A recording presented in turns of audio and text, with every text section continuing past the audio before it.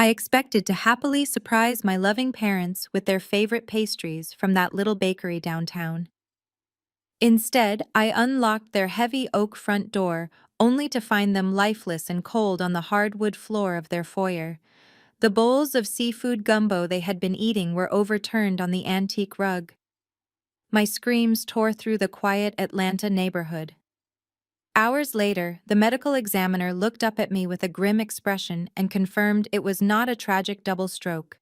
It was malicious poisoning. Thallium. Exactly 1 week later, the terrifying clue my husband found in my childhood bedroom left me completely paralyzed with fear. My own family had orchestrated this nightmare. Before I continue this story, let me know where you are watching from in the comments below. Hit like and subscribe if you have ever had your world shattered by the people you were supposed to trust the most. My name is Maya and I am 32 years old. As a forensic accountant, I spend my days untangling corporate fraud and financial crimes. I am trained to look at the world through a lens of cold, hard facts. But nothing could have prepared me for the icy reality of that Tuesday afternoon. The dispatcher on the phone kept telling me to perform CPR, but I knew it was too late. Their skin was already taking on an unnatural gray hue. Sirens wailed in the distance, growing louder until the flashing red and blue lights illuminated our living room. Paramedics swarmed the house, but their frantic energy quickly shifted into a somber, slow procession. The police taped off the area, treating my childhood home as an active crime scene. I sat on the front porch steps, shivering despite the humid Georgia heat. My husband Marcus rushed from his cybersecurity firm and wrapped his arms around me, holding me together as my world fell apart. Detective Hayes, a tall man with a weary face, approached us.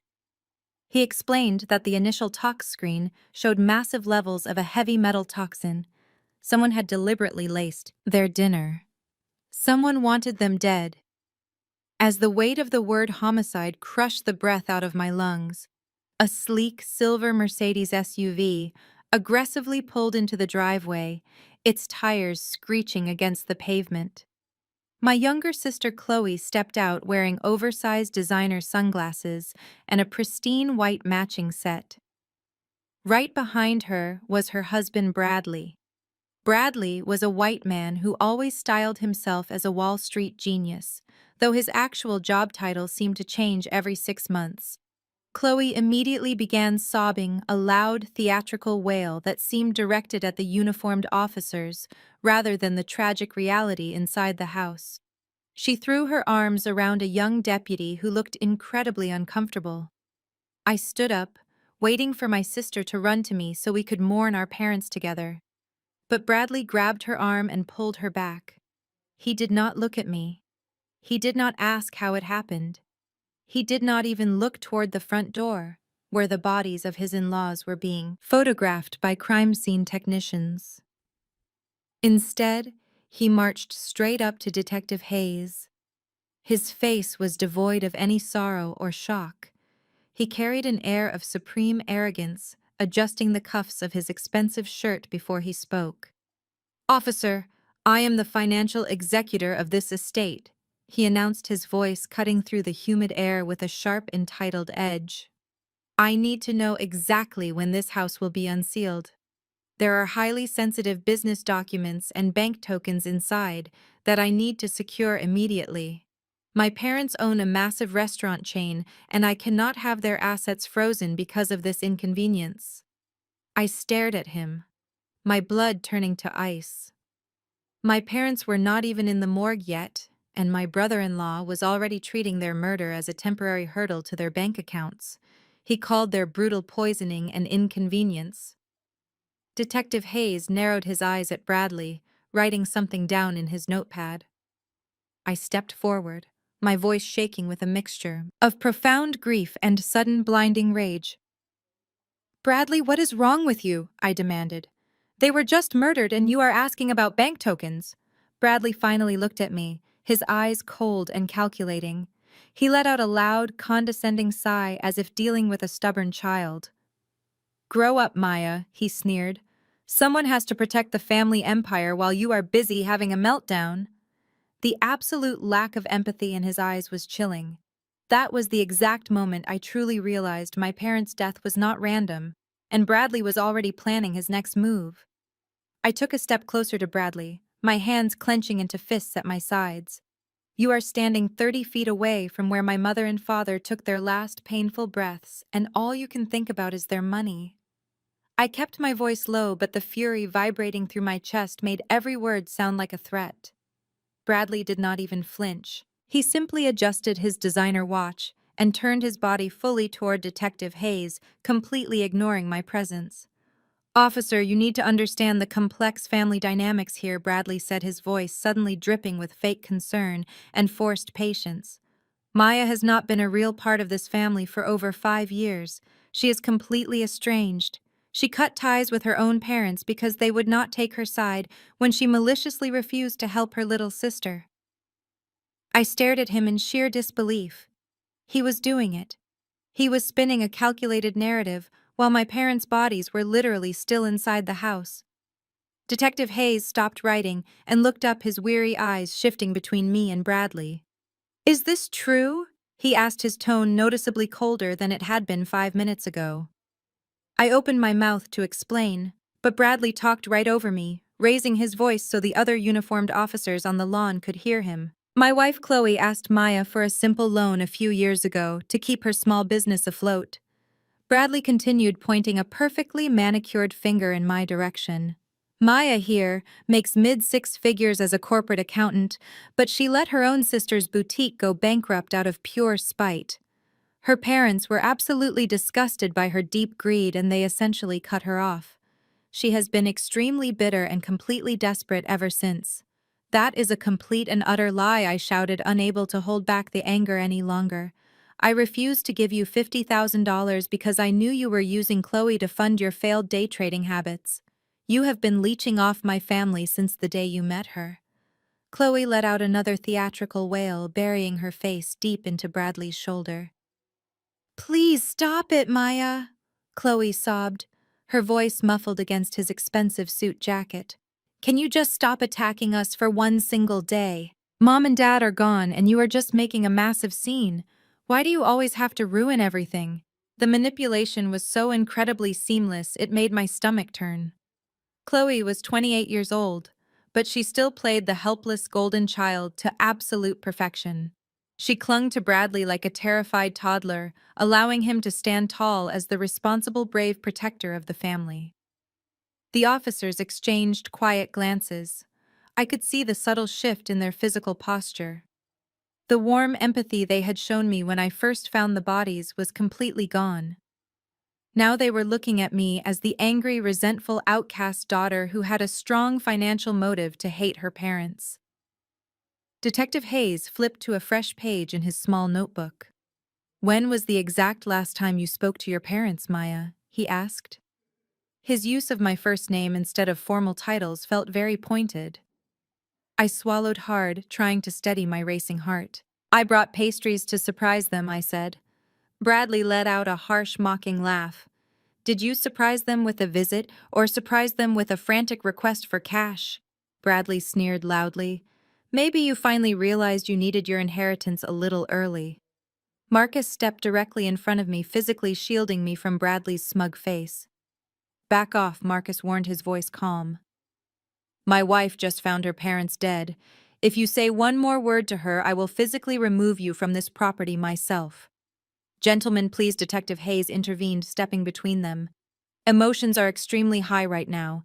We are dealing with a tragic double homicide. I need everyone to step back and let us do our jobs." Bradley immediately raised his hands in a gesture of peaceful compliance. "Of course," Detective Bradley said smoothly, adjusting his silk tie. "As the designated financial executor and the only reliable family member present, I will be the main point of contact moving forward.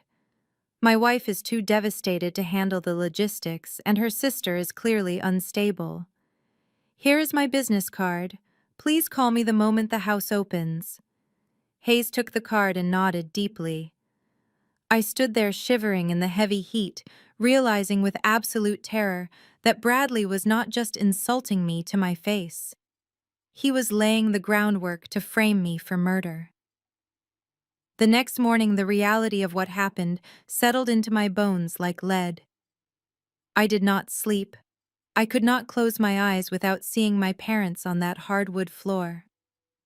By 6 in the morning, Marcus was in the kitchen, brewing dark roast coffee, while I sat in my home office surrounded by glowing monitors. The grief was heavy, but the forensic accountant inside me was wide awake.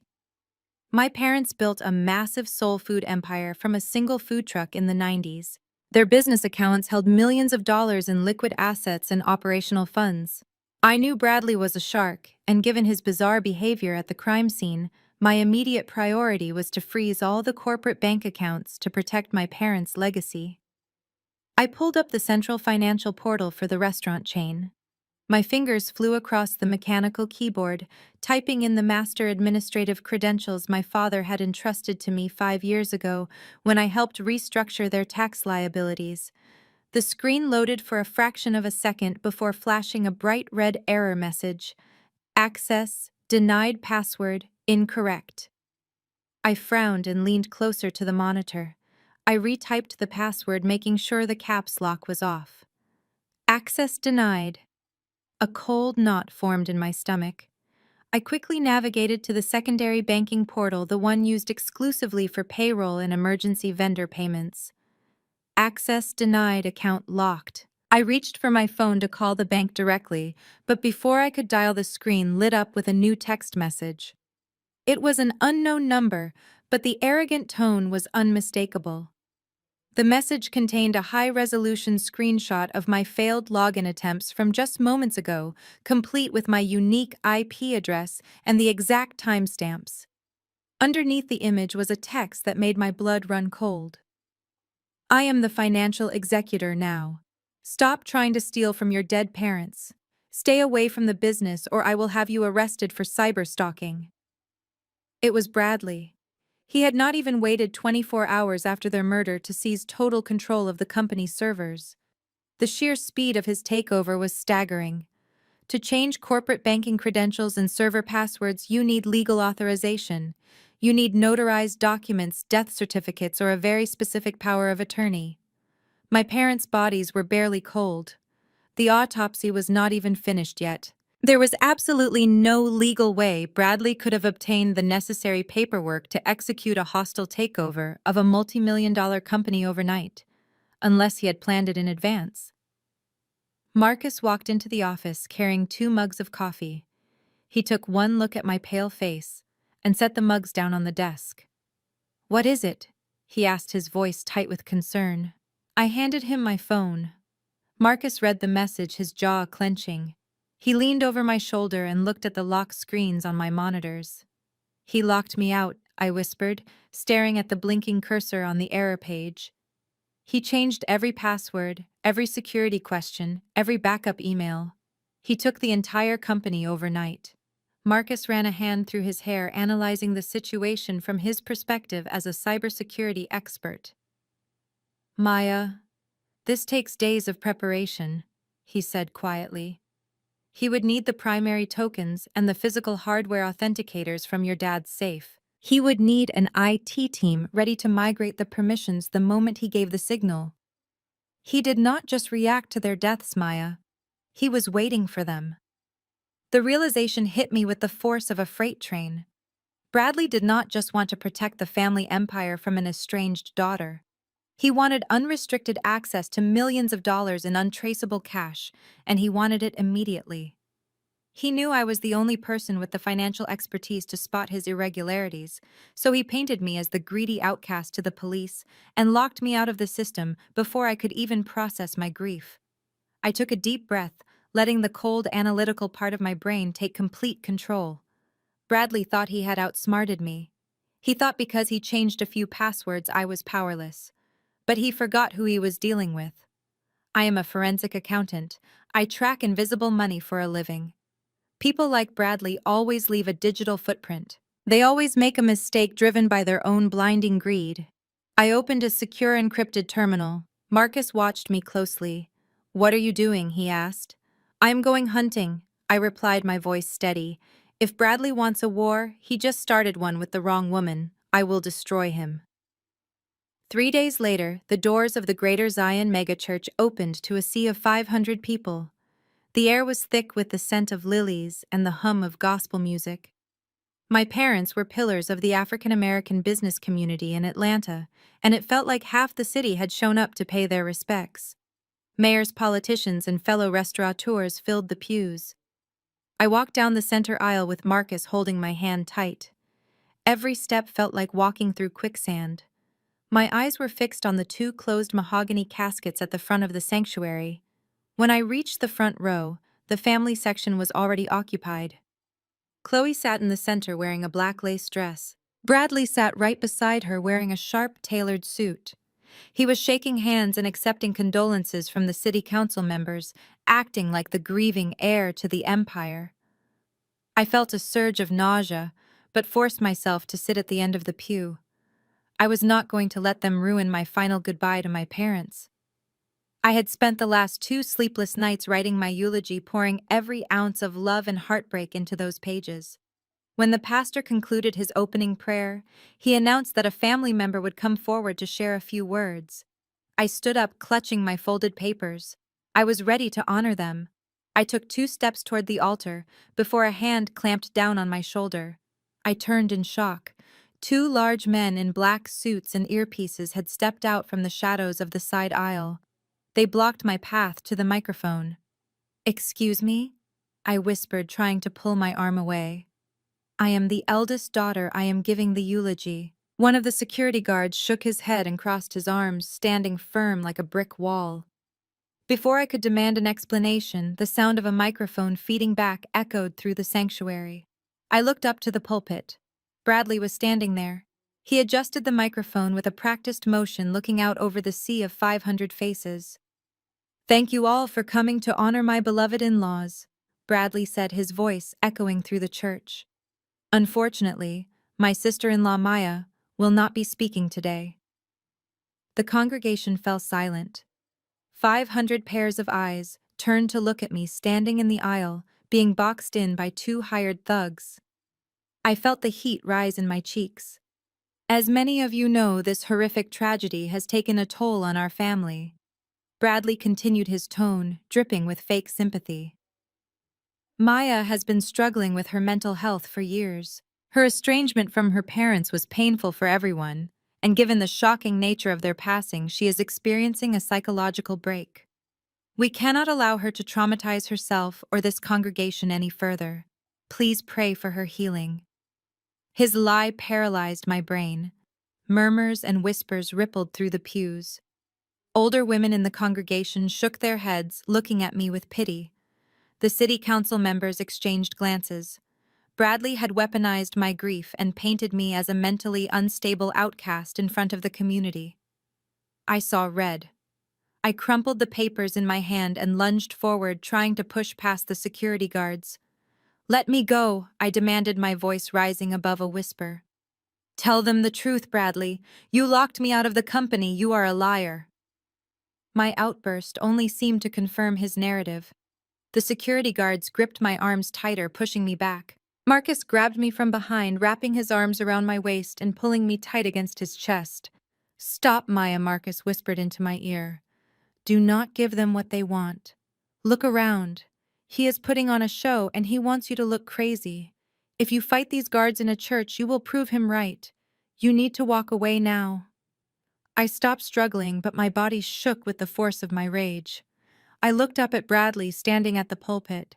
He was looking right at me with a triumphant smirk on his face. He knew exactly what he was doing. He isolated me from my family, locked me out of my inheritance, and now he had destroyed my reputation within my own community. I turned my back on the pulpit and let Marcus lead me out of the sanctuary, walking past hundreds of judging eyes. Every step toward the doors fueled the fire burning inside me. Bradley had won the battle today, but had no idea what kind of war was coming for him. We did not stay for the burial reception. I could not stomach the thought of watching Bradley shake hands over my parents' freshly turned graves, accepting sympathy he did not deserve. Instead, Marcus drove us directly to my parents' estate. I needed to gather their personal photo albums and a few cherished family heirlooms before the probate process officially froze the physical assets. The sprawling brick mansion sat at the end of a long tree-lined driveway. It was the house I grew up in, the house my parents built from the ground up with the profits from their very first soul food restaurant. As I stepped out of the car, the heavy Georgia heat pressed against my black funeral dress. I walked up to the towering wrought iron gates that guarded the property. I reached into my purse and pulled out the heavy brass key I had carried on my keychain since I was 16 years old. I slid it into the lock and turned. It jammed. I pulled it out, wiped it on my dress, and tried again, pushing harder this time. It did not budge. Not. I looked closer at the metal housing. The entire lock cylinder was brand new. Then I noticed the sleek black camera lens staring down at me from the stone pillar, right above a freshly installed biometric keypad. A high-tech motorized deadbolt hummed softly from inside the pillar. The security system had been completely replaced. I grabbed the iron bars and rattled the gate, a sudden wave of panic washing over me. Through the gaps in the tall oak trees, I had a clear view of the mansion's massive front bay windows. The lights were blazing inside. There, sitting in my mother's custom-upholstered wingback chairs, were Chloe and Bradley. They were not wearing their funeral clothes anymore. Chloe was in a silk robe, laughing at something on her phone. Bradley was pouring a generous glass of my father's most expensive vintage red wine. The sheer audacity of the scene made my stomach physically heave. They had just buried my parents 2 hours ago. Now they were lounging in their home, drinking their private wine collection like they had just won the lottery. I banged my fists against the iron gate. "Hey!" I yelled, my voice carrying up the long driveway. "Open this gate right now!" Bradley slowly turned his head. He took a deliberate sip of the wine, swirled it in the glass, and smiled. He whispered something to Chloe. Bradley set his glass down on the antique mahogany table and leisurely walked out the front door, strolling down the driveway with his hands casually tucked into his pockets. When he reached the gate, he stood on the other side of the iron bars, looking at me like I was a stray dog. "What is the matter?" Maya, Bradley asked, feigning innocent surprise. "Did you forget the gate code?" "Oh wait, you do not have it because you do not live here anymore." "Open the gate, Bradley," I demanded, my voice dangerously low. "I came to get my mother's photo albums and my father's watch. You have absolutely no legal right to lock me out of my childhood home." Bradley chuckled, a dry, hollow sound that grated against my nerves. "Actually, Maya, I have every legal right," he said smoothly. He reached into the inner pocket of his suit jacket and pulled out a neatly folded piece of paper. He flicked his wrist and tossed it over the top of the gate. The paper fluttered down and landed in the dirt at my feet. I stared at it for a second before bending down to pick it up. My hands shook as I unfolded the thick parchment. It was a medical and financial power of attorney document. I scanned the dense legal text, my eyes jumping straight to the bottom of the second page. The legal jargon was airtight. It granted Bradley absolute and total control over all their personal assets, medical decisions, and real estate properties. It was dated exactly 1 month before they were murdered.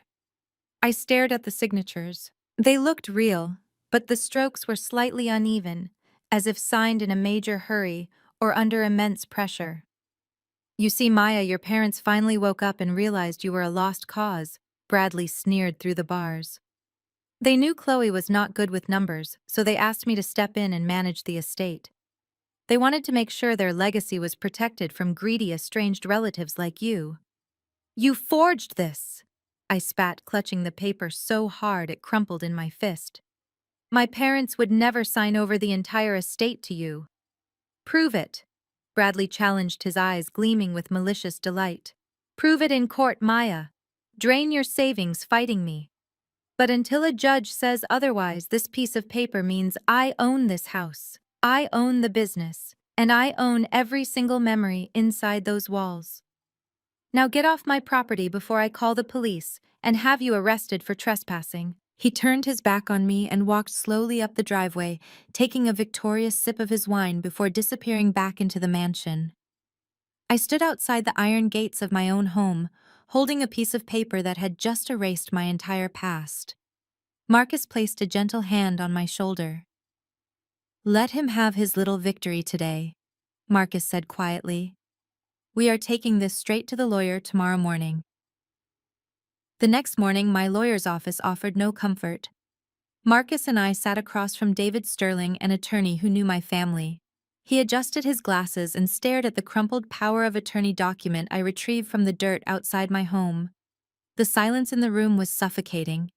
I watched his eyes scan the dense paragraphs, searching for a loophole.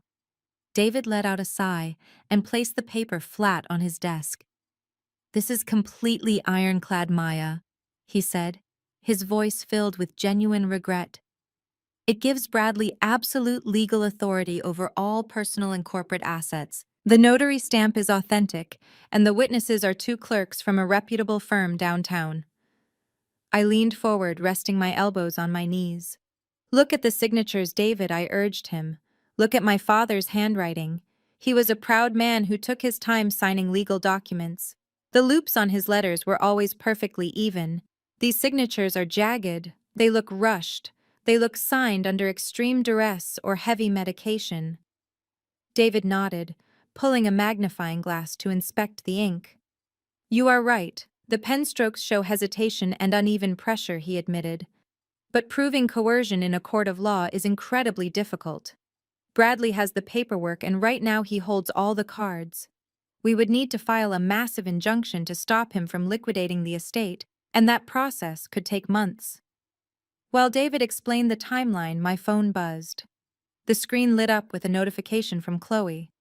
I felt a sudden spike of dread in my chest. I picked up the device and swiped open the message. It was a video file. I tapped the screen to play it. The footage opened on the circular driveway of the estate. A massive, rusted industrial dumpster sat on the manicured front lawn.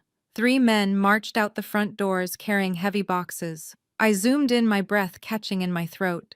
Scrawled across the side of the top box in thick black marker were the words, "Maya's room."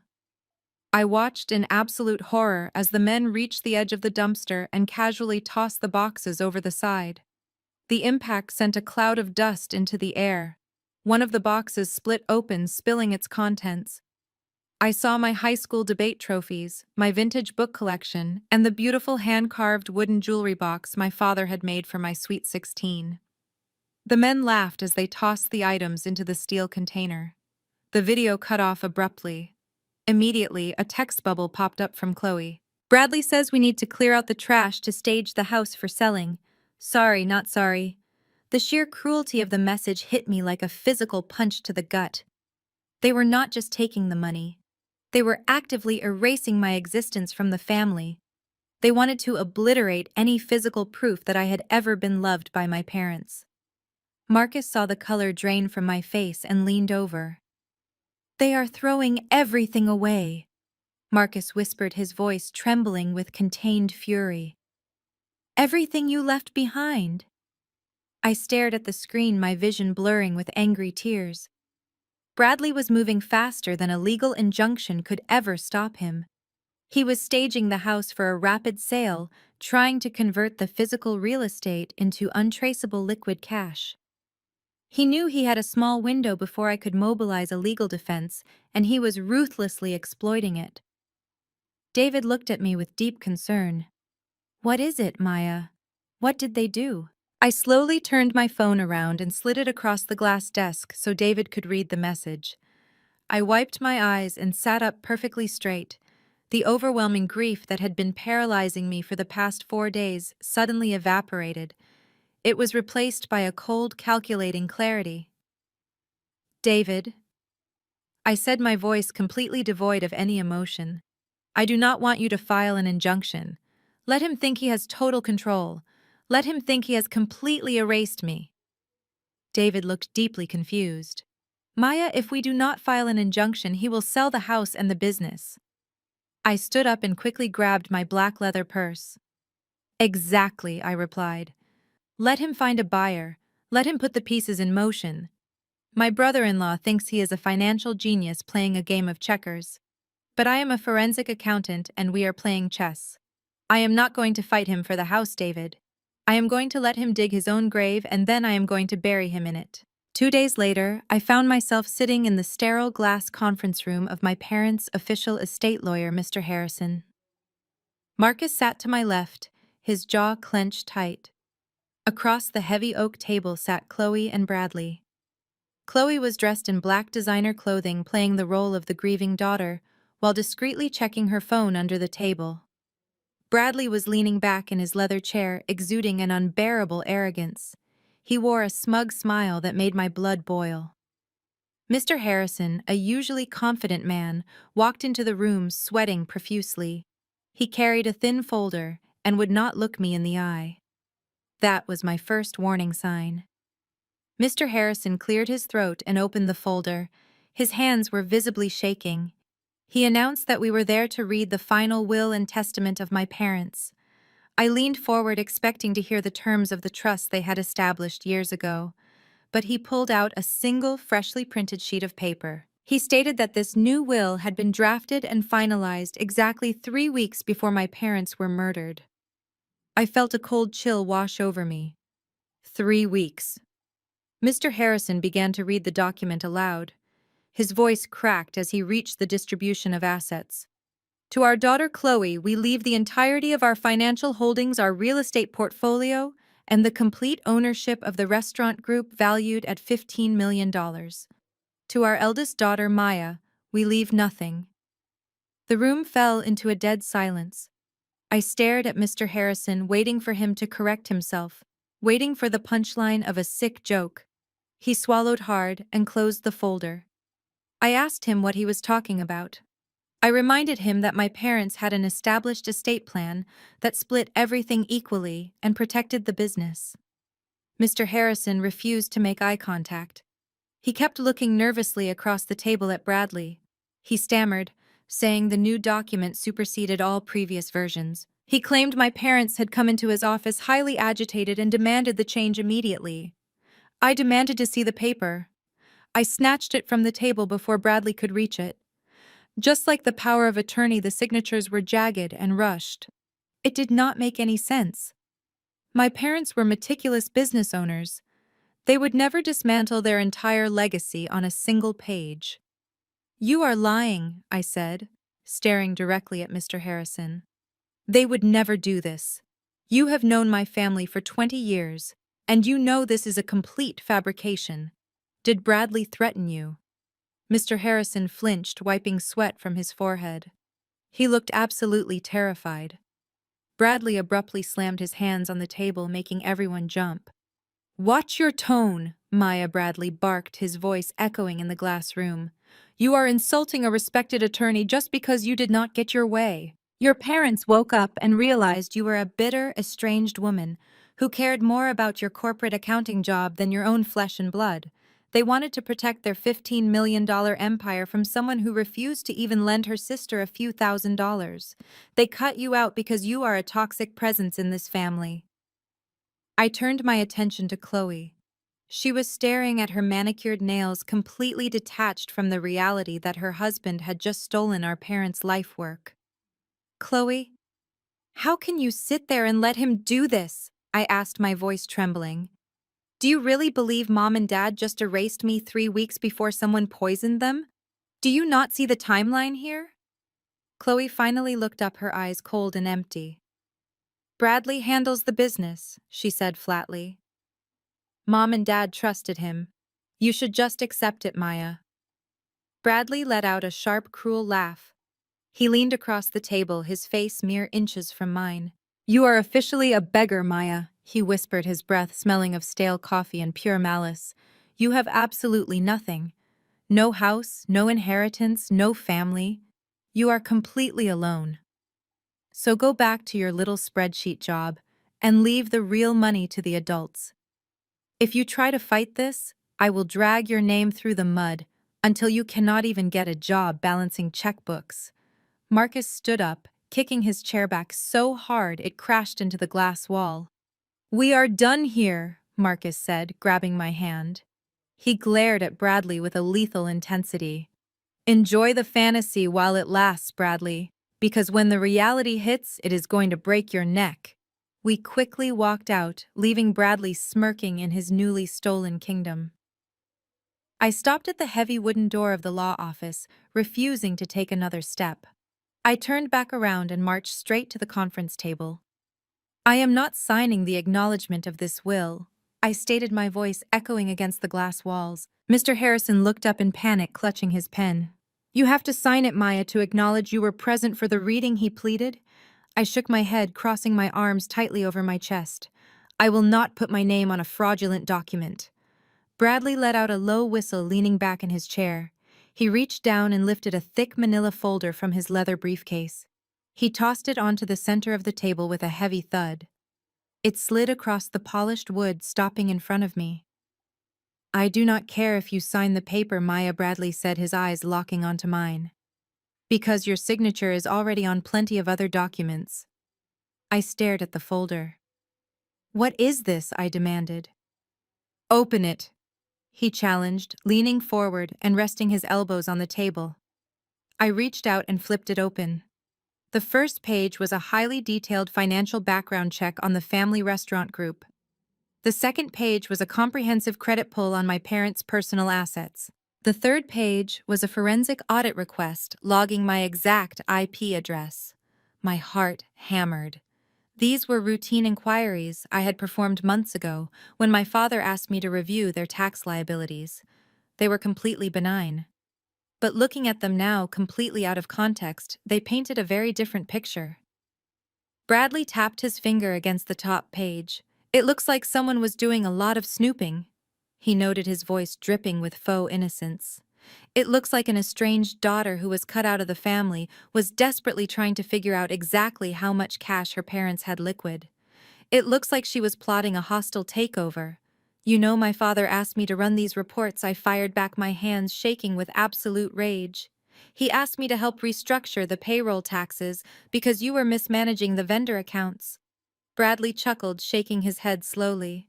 I do not know anything about that, Maya. All I see is a bitter woman who was obsessed with her parents' money just weeks before they were tragically poisoned. Chloe finally looked up from her phone. You really did a background check on Mom and Dad?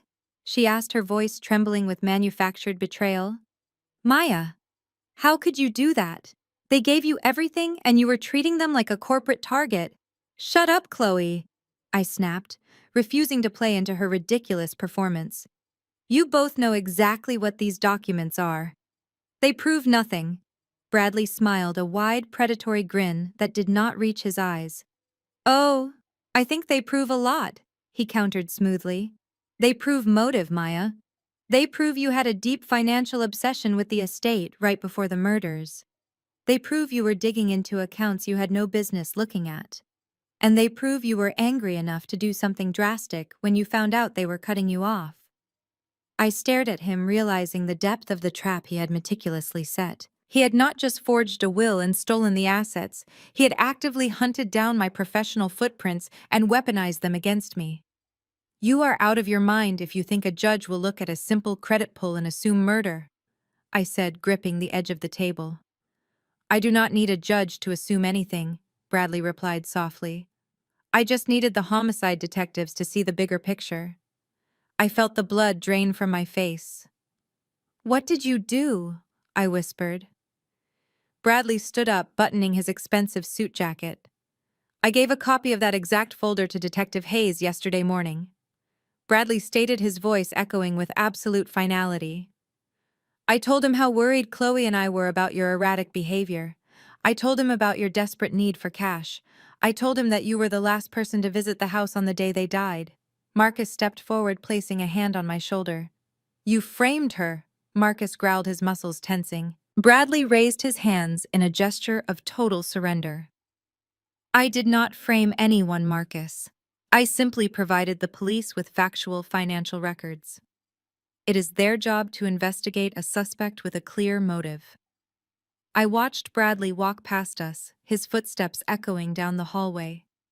He handed the police everything they needed to arrest me. The drive home was suffocatingly quiet. Marcus gripped the steering wheel tight. I stared out the window, anticipating Bradley's next move. He planted the documents to establish a motive, but that was not enough for a murder charge. He needed physical evidence to tie me directly to the poison. As Marcus turned onto our street, my stomach dropped. Our house was blocked by 3 police cruisers. Their red and blue lights flashed, casting harsh shadows across the driveway. Neighbors stood on their porches, recording the spectacle on their phones. Detective Hayes stood on our lawn, flanked by 4 officers wearing blue latex gloves. Marcus parked the car and we rushed toward the yard. I demanded to know what was going on. Detective Hayes held up a folded piece of paper. He stated a judge granted a search warrant based on an anonymous tip received an hour ago. He said the caller claimed to have seen me disposing of suspicious chemical containers late at night. I told him that was a complete lie and that Bradley was obviously the person who made that call. Hayes ignored my protests and signaled to the officers standing near the side gate. They were not searching inside our house. They were completely focused on the large green municipal trash bins lined up against our fence, waiting for tomorrow's collection. I watched as an officer tipped the recycling bin over, spilling crushed cardboard boxes and plastic bottles onto the grass. Another officer carefully sifted through the dark trash bags. My heart pounded against my ribs like a trapped bird. I knew I had nothing to hide, but the overwhelming dread of a setup paralyzed me. Suddenly, an officer yelled out, pulling a small, clear plastic bag from the bottom of the bin. Inside the bag was a tiny amber glass vial with a faded white label. Detective Hayes walked over and inspected the bag without touching the vial. He looked back at me, his expression completely hardened. He announced that the field test on the residue inside the vial showed positive traces of thallium. The world around me stopped spinning. The air left my lungs in a sudden rush. I shook my head, insisting that I had never seen that bottle before, and that someone must have planted it there. Marcus stepped in front of me, yelling at the detective that the bins were kept outside, and anyone could have walked up and dropped that vial into the trash. Hayes did not blink.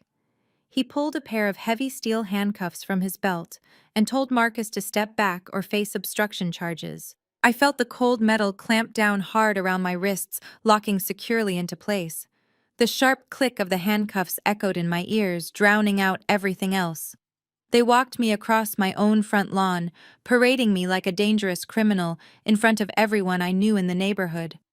I kept my head held high, refusing to let them see me cry, but the humiliation burned deep into my soul. Marcus promised he would call David and get me out as they guided me into the back of the police cruiser. The heavy door slammed shut, sealing me inside the claustrophobic cage. The plastic seat was hard, and the air conditioning barely cut through the afternoon heat. As the cruiser pulled away from my house, the officer driving turned on the dashboard monitor.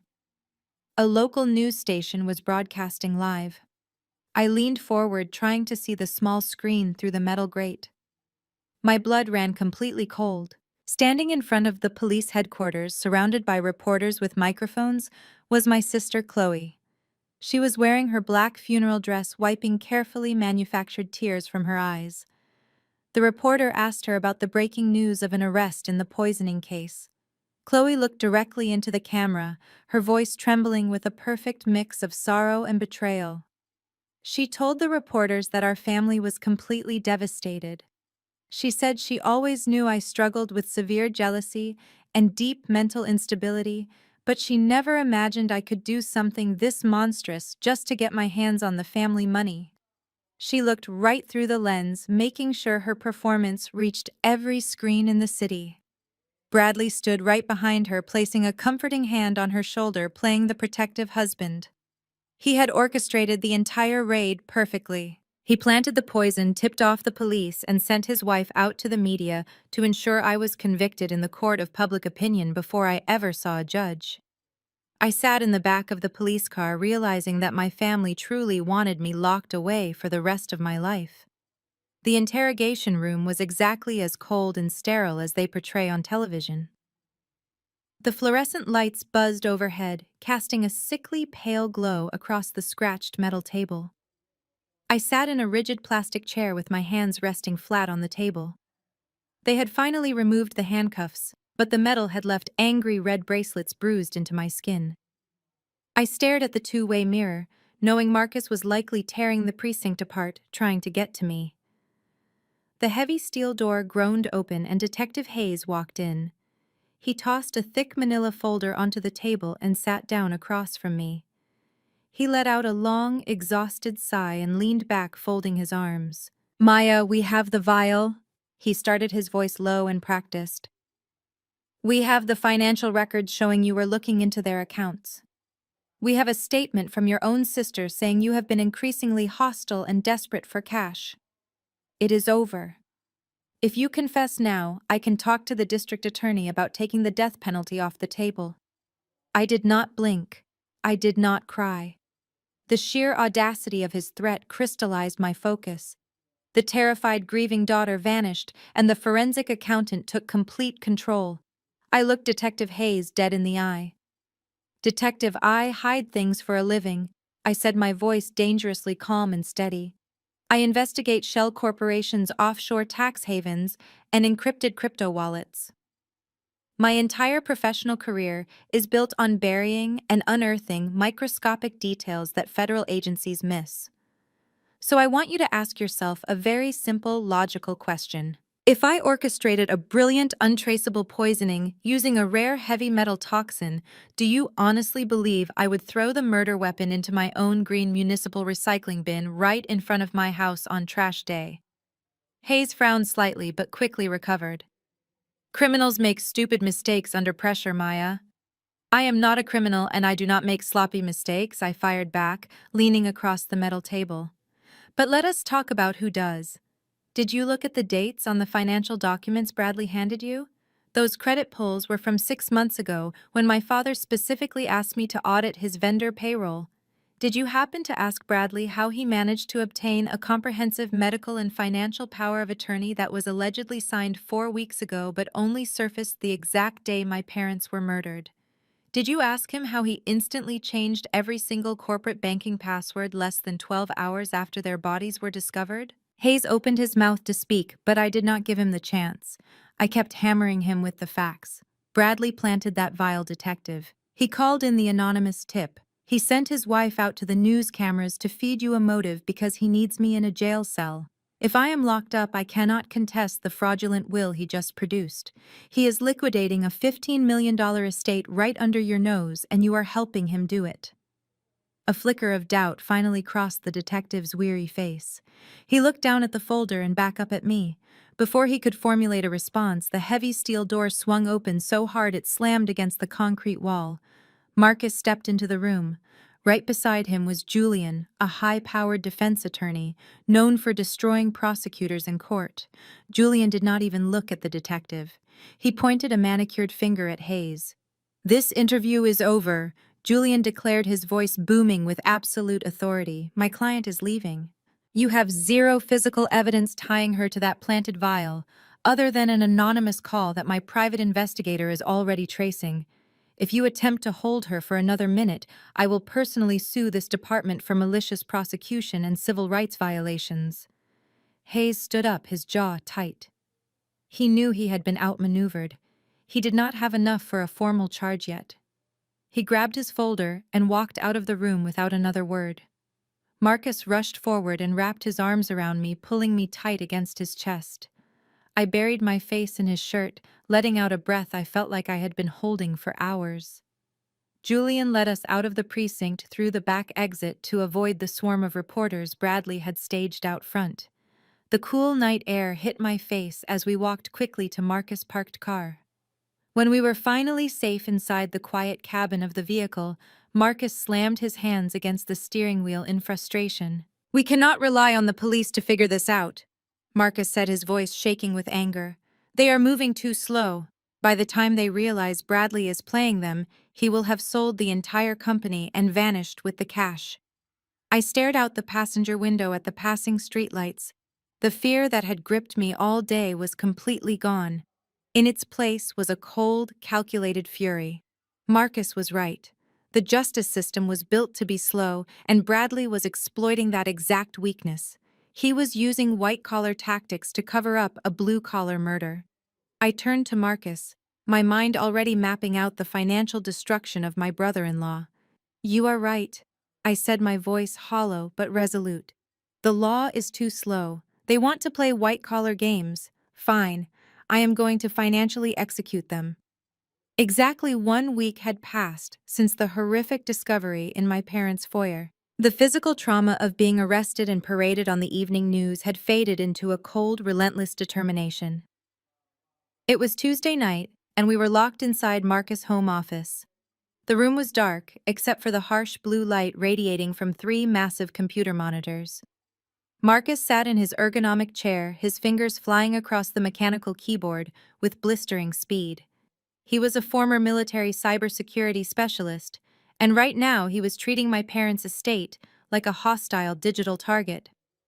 I paced the floor behind him, drinking my 4th cup of black coffee. We knew Bradley was moving fast to liquidate the assets, but to do that cleanly, he needed to destroy any digital evidence of his past financial mismanagement. Marcus was trying to ping the IP address of my parents' old central router before Bradley's hired IT team could permanently wipe the local servers and the linked cloud backups. Bradley did not just change the passwords, Maya, Marcus said, his eyes darting across lines of scrolling green text. He installed a massive enterprise-grade firewall. This is corporate military-level security. He is paying someone a lot of money to keep this network locked down tight. I leaned over his shoulder, staring at the impenetrable wall of code. Can you get past it? I asked, my voice tense. Marcus let out a short, confident breath. Bradley forgot one crucial detail. He replied, I am the one who built your parents' original network infrastructure 5 years ago. I always leave a backdoor open for emergencies. He executed a complex string of commands. The terminal screen blinked, and suddenly a command prompt appeared. He was inside the outer layer of the mansion network. But the victory was incredibly short-lived. Almost immediately, entire blocks of code began flashing bright red on the second monitor. Marcus cursed under his breath, leaning closer to the screen. We have a major problem, he announced, his hands moving even faster. I am not the only one inside the system right now. Bradley's IT guy is currently logged in with ultimate administrator privileges. He is not just locking the accounts, Maya. He is actively wiping the entire server architecture. We watched in absolute horror as the directory tree began collapsing. Folders containing years of meticulous financial records, tax returns, vendor contracts, and family photographs were being systematically scrubbed into digital dust. He is initiating a secure erase protocol. Marcus explained, his voice tight with urgency. He is overwriting the data with zeros, so it can never be recovered by any forensic team. It is a complete scorched earth tactic. We have to stop him, I urged, gripping the back of Marcus' chair. We cannot lose those files. Marcus shook his head. His eyes locked on the battle playing out on the screens. I cannot stop him from the outside without triggering a complete system lockdown, he said. I have to bypass his active session and siphon whatever I can through my backdoor tunnel before he reaches the hidden partitions. The room fell dead silent, except for the frantic clacking of the keyboard. It was a digital race against an invisible enemy. The progress bar on Marcus' download tool crawled agonizingly slow. The opposing IT guy was tearing through the primary drives. The firewall suddenly detected our unauthorized data stream. Warning messages popped up indicating that our connection ports were being forcefully closed one by one. He sees us, Marcus warned, gritting his teeth. He is actively hunting my IP address. I have maybe 60 seconds before he completely severs the connection and bricks the router. Get into my dad's encrypted backup drive, I instructed, pointing at a specific node on the network map. He always kept his most sensitive private logs isolated from the main restaurant database. Marcus pivoted his attack, slicing through the encryption protocols of the hidden drive. A list of bizarrely named folders populated the screen. They were all being deleted in real time. My eyes scanned the vanishing list, desperately searching for anything familiar. Then I saw it. Wait! I shouted, tapping the glass of the monitor. "Stop right there. Grab the folder labeled Nursery." Marcus hesitated for a fraction of a second. "Why that one?" he asked. "My parents never had a nursery in that house." I explained, my heart pounding against my ribs. "It is a secure code word my dad used. Grab it now." Marcus immediately redirected all remaining bandwidth to pull that single specific folder. The progress bar jumped to 50%, then 70%. The IT guy initiated the final total wipe sequence. The entire network map flashed red. 90%. 95%. Suddenly, the monitors went completely black. A bold text box appeared declaring connection terminated. Marcus leaned back heavily in his chair, wiping a bead of sweat from his forehead. The room was painfully quiet.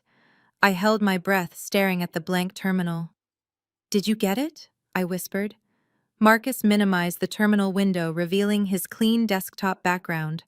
Sitting right in the center of the screen was a single compressed zip file. He turned to me and offered a grim smile. "We got the nursery," he said. "Now let us see what your father hid inside." Marcus double-clicked the compressed file. A loading bar flashed across the screen before a folder burst open.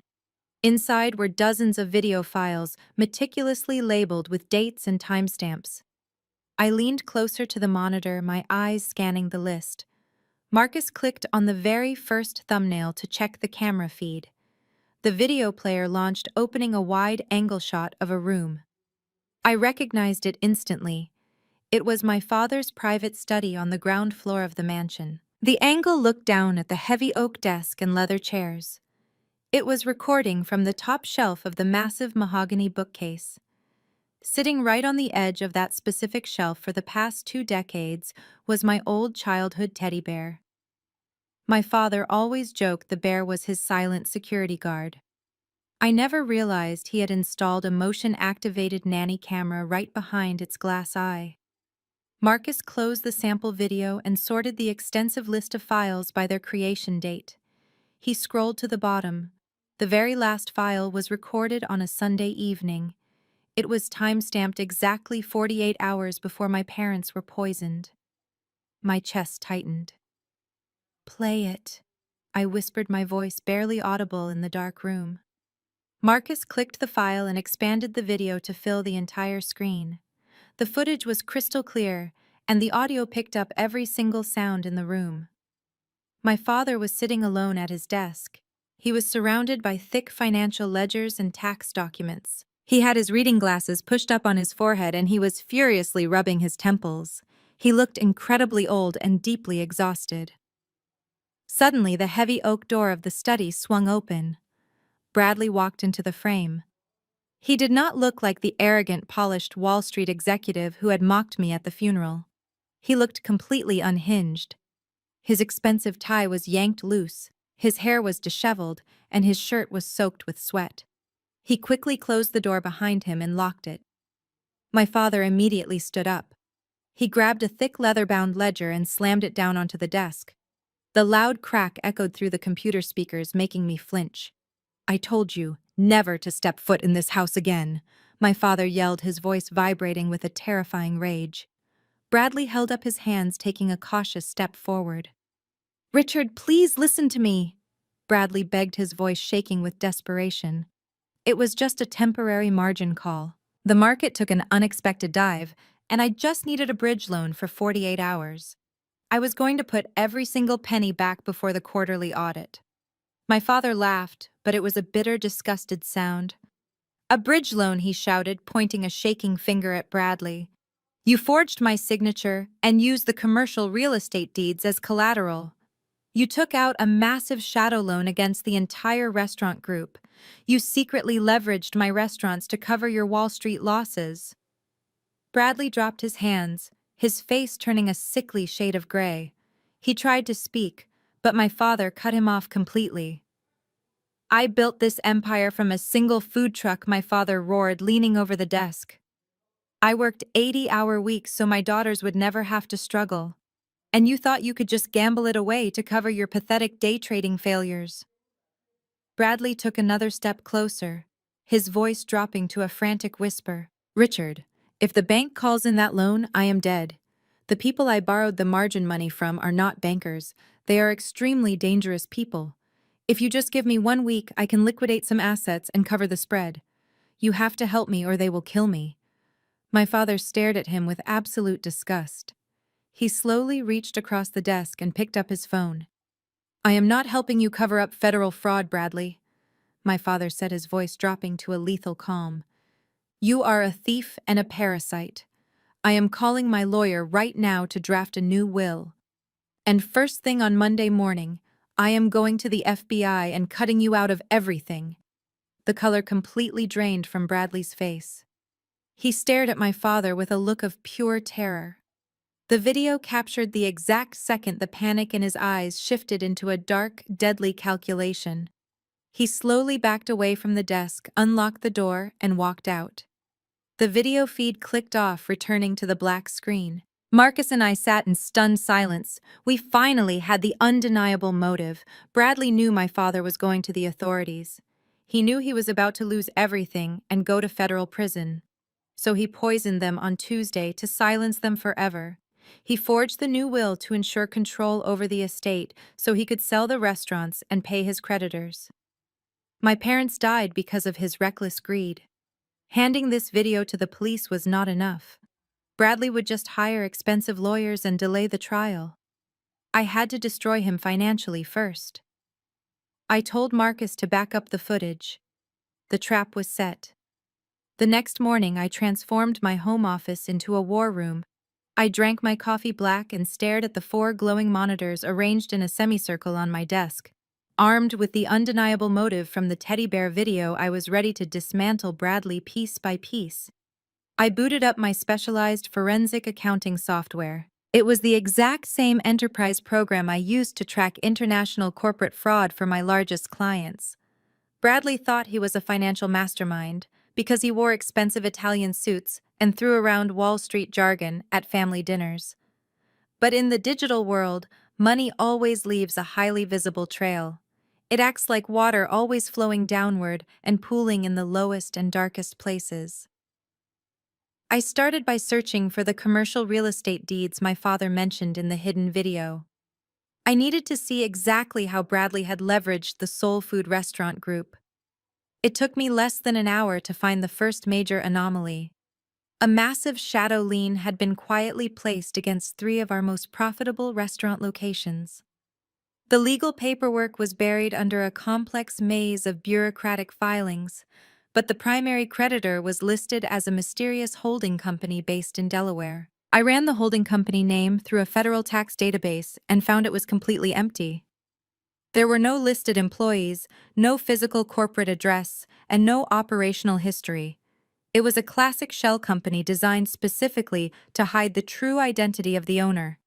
I cracked my knuckles and dug much deeper. I bypassed the standard public records and used my certified professional credentials to access the restricted corporate registry. I spent the next 4 hours peeling back dense layers of corporate obfuscation. The Delaware Shell Company was owned by another limited liability corporation in the Cayman Islands, which was in turn managed by a private wealth trust. Bradley had gone through an incredible amount of trouble to mask the origin of this loan, but arrogant men always make a fatal error. He used his own personal email address as the secondary recovery contact for the offshore banking portal of the trust. I ran a cross-reference on the primary account numbers tied to that portal. The screen filled with scrolling data before landing on a series of massive wire transfers. My eyes widened as I read the sheer amounts. Bradley had not just borrowed a small bridge loan to cover a minor market dip. He had pulled exactly $8 million. He dumped the entire amount into a highly volatile margin trading account, betting heavily on a tech stock short squeeze that completely collapsed. I watched the digital timeline of his ruin unfold on my screen. He lost all $8 million in less than 72 hours.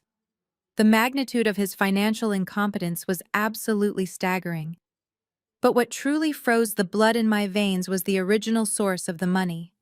I traced the routing numbers back to their initial port of origin. The funds did not come from an established investment bank or a legitimate private equity firm. They came from a holding bank in Cyprus that was globally notorious for laundering money for Eastern European organized crime. I ran the parent company name through an international financial watch list database. The system immediately flagged it in bright red. It was a known financial front for a highly violent Russian syndicate operating out of New York. Bradley had not borrowed money from suited bankers. He had borrowed $8 million from the Russian mob, and he had used my parents' lifelong legacy as collateral to secure the cash. The terrifying truth crashed over me like a tidal wave. Bradley was not just broke, he was a dead man walking. The Russian syndicate did not care about his elite education or his country club memberships. They wanted their $8 million back immediately, with exorbitant daily interest. If he did not pay them, they would not take him to civil court or negotiate a payment plan. They would put him in a shallow, unmarked grave. That was exactly why he was sweating and completely frantic in the hidden video. That was why he brutally poisoned my parents just 2 days later. My father had threatened to go to the FBI on Monday morning. Federal involvement would have instantly frozen the estate assets and exposed the illegal shadow loan to the authorities, destroying Bradley's only lifeline. Bradley killed my parents to silence my father, seize the estate, and sell off the restaurants fast enough to pay off the Russian mafia before they came for his head. I sat back in my heavy leather chair, staring at the flashing red warning on my monitor. Bradley traded my parents' lives to save his own. He was a desperate, trapped animal running out of time. And now I knew exactly how to use his own terrifying debt to completely destroy him. I spent the next 3 hours compiling every single wire transfer and offshore routing number into an encrypted master file. The sun was just beginning to rise over the Atlanta skyline, casting a pale gray light through my office blinds. My eyes burned from staring at the monitors all night, but my mind was sharper than it had ever been. I finally had the absolute truth locked away on a secure drive. Bradley was trapped in a deadly corner, and I held the only key. Marcus was asleep on the small leather sofa in the corner of the room, his arm draped over his eyes. I stood up to stretch my aching back and walked to the kitchen for a fresh pot of coffee. Just as I poured the dark liquid into my mug, a sudden violent pounding echoed through the house. Someone was banging on the front door with heavy, aggressive fists. The loud noise jolted Marcus awake instantly. He sat up, rubbing his eyes, and followed me down the hallway. I looked through the peephole and saw a man wearing a cheap windbreaker and carrying a thick clipboard. I unlocked the deadbolt and opened the door a few inches. The man did not even ask for my name. He simply shoved a thick manila envelope through the crack in the door and stated that I had been officially served. He turned and walked away before I could even process what was happening. I closed the door and tore open the heavy paper envelope. I pulled out a stack of legal documents stamped with the official seal of the county court. I scanned the bold text at the top of the first page. It was a formal notice to vacate. It was an eviction notice. My heart skipped a beat as I read the plaintiff name listed below the seal. It was the central holding company for my parents' soul food restaurant group. Marcus read the document over my shoulder, his brow furrowed in deep confusion. "How can they evict us from our own home?" Marcus asked, his voice laced with disbelief. "We pay the mortgage every single month." I stared at the legal description of the property, and suddenly the horrifying reality clicked into place. "We pay the mortgage on the physical structure," I explained, my voice barely a whisper. "But we do not own the dirt underneath it. 5 years ago, when my parents bought this specific lot to help us build our starter home, they purchased the land using corporate funds to secure a commercial tax write-off. The deed to the physical land is still technically held under the restaurant group's central portfolio. And because Bradley forged the power of attorney, he controls the entire portfolio. He is the legal landlord of the ground our house sits on. He found the one hidden loophole in our lives, and he was using it to render us completely homeless." Before Marcus could even formulate a response, my cell phone began vibrating on the kitchen counter. The screen lit up, flashing a picture of my sister Chloe. I stared at the phone for a long moment, letting the anger simmer in my veins before I reached out and answered the call. I did not say hello. I just put the phone to my ear and waited. A loud dramatic sniffle echoed through the speaker, followed by the unmistakable sound of fake crying. Maya, I am so incredibly sorry, Chloe whined, her voice trembling with forced emotion. I tried to stop him. I really did. But you know exactly how Bradley gets when he is completely stressed out about the family business. I remained completely silent, refusing to give her the satisfaction of hearing my voice break. Chloe paused, expecting me to argue, but when I said nothing, she continued her performance. He says the company needs liquid capital immediately. Chloe explained, her tone shifting slightly, shedding some of the fake sorrow. He says selling your lot to a commercial developer is the absolute fastest way to secure the cash we need for the estate. He told me to tell you that it is just business and it is nothing personal. But honestly, Maya, maybe if you had been a better sister and just helped me out when my boutique was failing, we would not be in this terrible mess. You really brought this entire situation on yourself. You turned your back on this family when we needed you most. Bradley says you have exactly 48 hours to pack your things and get off the property before the county sheriff comes to physically remove your belongings. She ended the call with a sharp click, leaving me listening to the dead silence of the room. I slowly lowered the phone and placed it back on the marble counter. Marcus was staring at me, waiting for me to break down or throw something against the wall. Instead, I picked up my coffee mug and took a slow, deliberate sip. "We need to call Julian right now," Marcus said, reaching for his phone. "We can file an emergency stay of eviction and fight this in civil court." I reached out and gently pushed his hand down. "No," I replied, my voice completely flat and devoid of any panic. "That is exactly what Bradley wants us to do. He wants us completely distracted by a desperate legal fight over this house. He is trying to drain our energy and our resources so he can finalize the sale of the restaurant chain and flee the country with his cash payout before the Russian syndicate finds him. Let him have his little victory today. If we fight him on the eviction, he will know we are onto his larger scheme."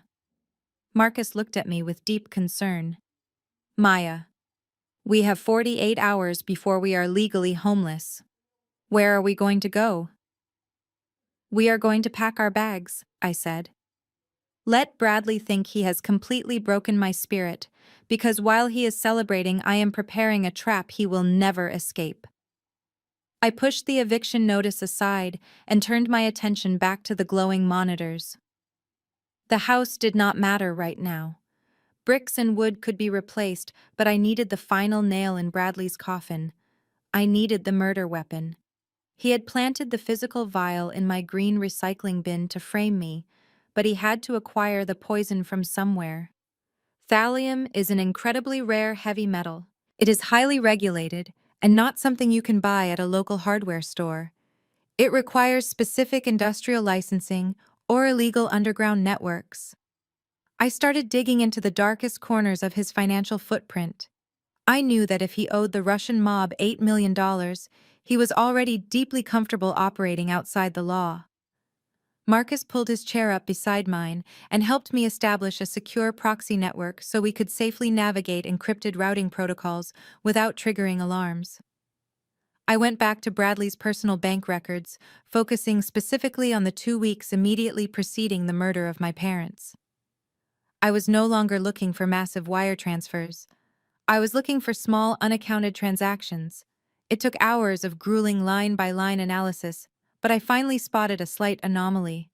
There was a series of 4 withdrawals, each for exactly $2,000, carefully disguised as recurring consulting fees paid to a generic media group. I ran the routing numbers and hit a solid brick wall.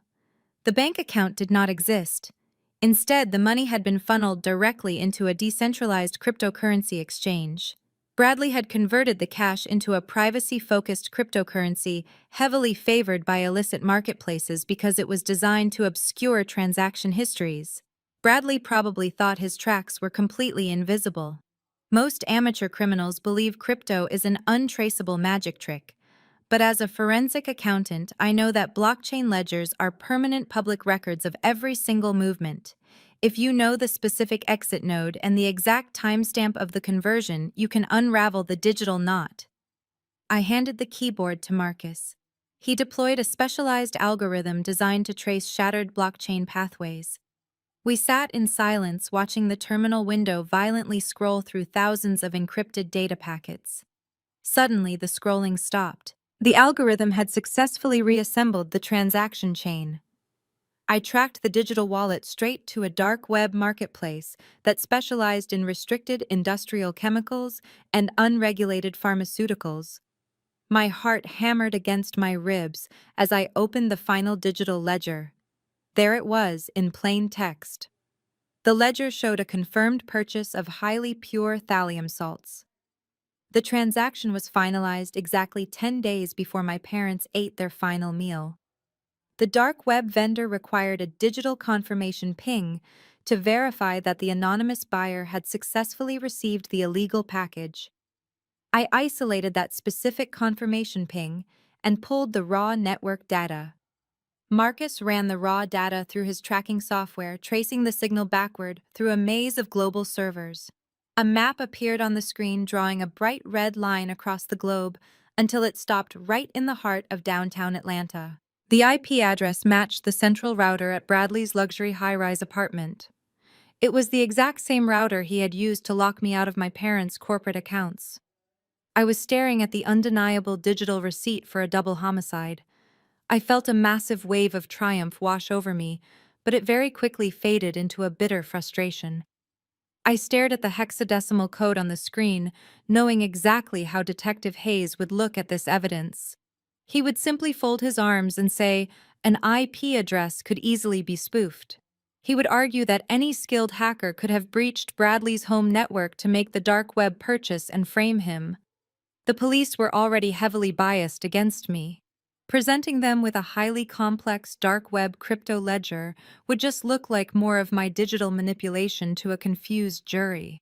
Proving he bought the poison was not enough to guarantee a conviction. I had to prove exactly why he bought it in a way that left absolutely zero room for reasonable doubt. I needed to catch him actively trying to steal the massive corporate payout he murdered my parents for. If federal agents caught him mid-transaction with his hands buried deep in the stolen estate funds, the financial motive and the digital murder weapon would instantly lock together into an ironclad federal indictment he could never escape. I turned to Marcus and told him to pack our most essential electronics and clothing. We were moving to a secure hotel downtown where I could safely execute the next critical phase of my plan. I needed to feed Bradley's massive ego and make him feel so invincible that he would lower his guard completely. The trap was ready. I picked up my cell phone and dialed Chloe's number, taking a deep breath to prepare for the performance of my life. When she answered, I made sure my voice trembled. I forced a sob into the back of my throat and begged her to let me come over to the mansion to talk. I told her I was completely exhausted and could not fight anymore. Chloe sounded incredibly smug when she agreed, telling me Bradley would generously grant me 15 minutes of his time. Marcus dropped me off at the front gates of the estate an hour later. I walked up the long, sweeping driveway, keeping my shoulders slumped and my head bowed. I needed to look like a woman who had lost absolutely everything. When I reached the heavy oak front doors, they were already open. Bradley was standing in the foyer, leaning against the marble console table with his arms crossed over his chest. He was wearing a casual cashmere sweater and a smirk that made my skin crawl.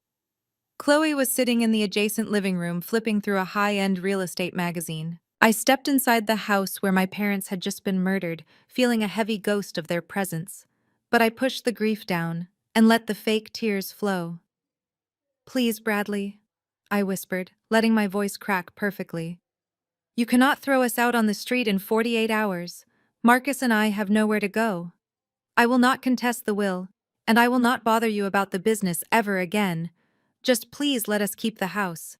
It is the only thing we have left." I brought my hands up to my face, letting my shoulders shake with manufactured sobs. I peeked through my fingers to gauge his reaction. Bradley was practically glowing. His chest puffed out, and his smirk widened into a full, predatory smile. He slowly walked over to me, his expensive leather loafers clicking against the hardwood floor. He circled me once, taking in my messy hair and my stained sweatpants. I had intentionally dressed down to sell the image of a completely broken woman. You know, Maya, it is incredibly refreshing to finally see you understand your actual place in this family, Bradley said, his voice dripping with absolute condescension. You marched around for years acting like you were superior to us just because you had a fancy corporate job. You thought you were untouchable. But look at you now. You are standing in my house begging for scraps like a stray dog. Chloe closed her magazine and walked over, standing next to her husband. She looked me up and down with an expression of pure disgust. It is honestly pathetic, Maya, Chloe added, crossing her arms tightly. We told you this was just business, but you always have to make everything into a massive dramatic spectacle. If you had just been respectful to Bradley from the beginning, maybe he would have given you a little more time. But you chose to be difficult. You brought this entirely on yourself. I lowered my hands and looked up at them, forcing more tears to spill down my cheeks. I know, I said, my voice barely a whisper. I was wrong, and I am so sorry. Please, Bradley, I am begging you. Just give me a little more time to find an apartment and pack up our lives. Bradley stared at me, soaking up every single second of my humiliation. This was exactly what his massive, fragile ego desperately needed. He needed to completely conquer the smart, successful sister-in-law who always saw right through his lies. He walked over to the marble console table and picked up a crisp white folder. He pulled out a legally binding waiver and a shiny silver pen. He held the document out toward me, his eyes locked onto mine. I am a generous man, Maya, Bradley said smoothly. I am willing to give you a 30-day extension on the eviction. But nothing in this world is free. You are going to sign this waiver right here and right now. This document states that you officially surrender any and all rights to contest your parents' will. It legally prevents you from suing the estate, claiming any portion of the corporate assets, or challenging my authority as the sole financial executor. If you sign this, you get your 30 days to pack your garbage and leave. If you refuse, I will call the sheriff and have you forcibly removed from the property tonight. I looked at the piece of paper, pretending to hesitate. I let my hands shake as I reached out and took the shiny silver pen from his grasp. I acted like I was signing my own death warrant. But deep inside my mind, I was laughing hysterically. Bradley thought this piece of paper protected him from my retaliation. He had absolutely no idea that his forged will was already completely worthless because of the blind trust my parents had established years ago. I slowly dragged the pen across the signature line, sealing the fake surrender.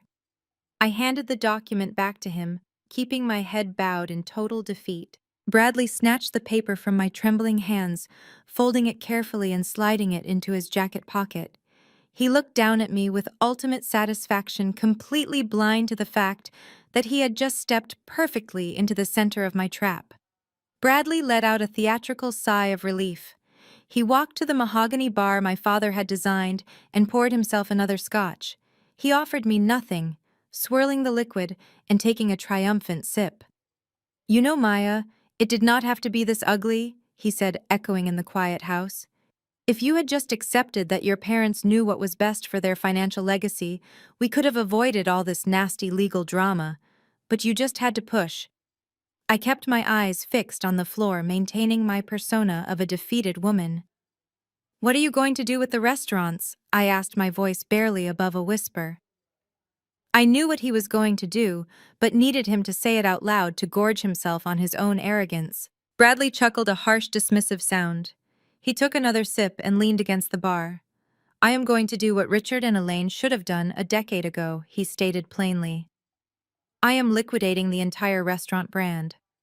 I have already secured a very lucrative buyout from a major corporate hospitality group based out of Chicago. They own dozens of sterile, profitable, fast casual chains across the Midwest. My head snapped up. I let my genuine shock bleed into my performance. You are selling the entire chain to a corporate franchise? I asked, my voice trembling. My parents spent 30 years building that brand. It is a staple in the African American community. People line up for blocks on Sundays just to eat my mother's recipes. You cannot just erase all of that history. Bradley rolled his eyes, waving his hand in the air, as if swatting away a pesky fly. "Oh, please, Maya, spare me the emotional cultural speech," he scoffed.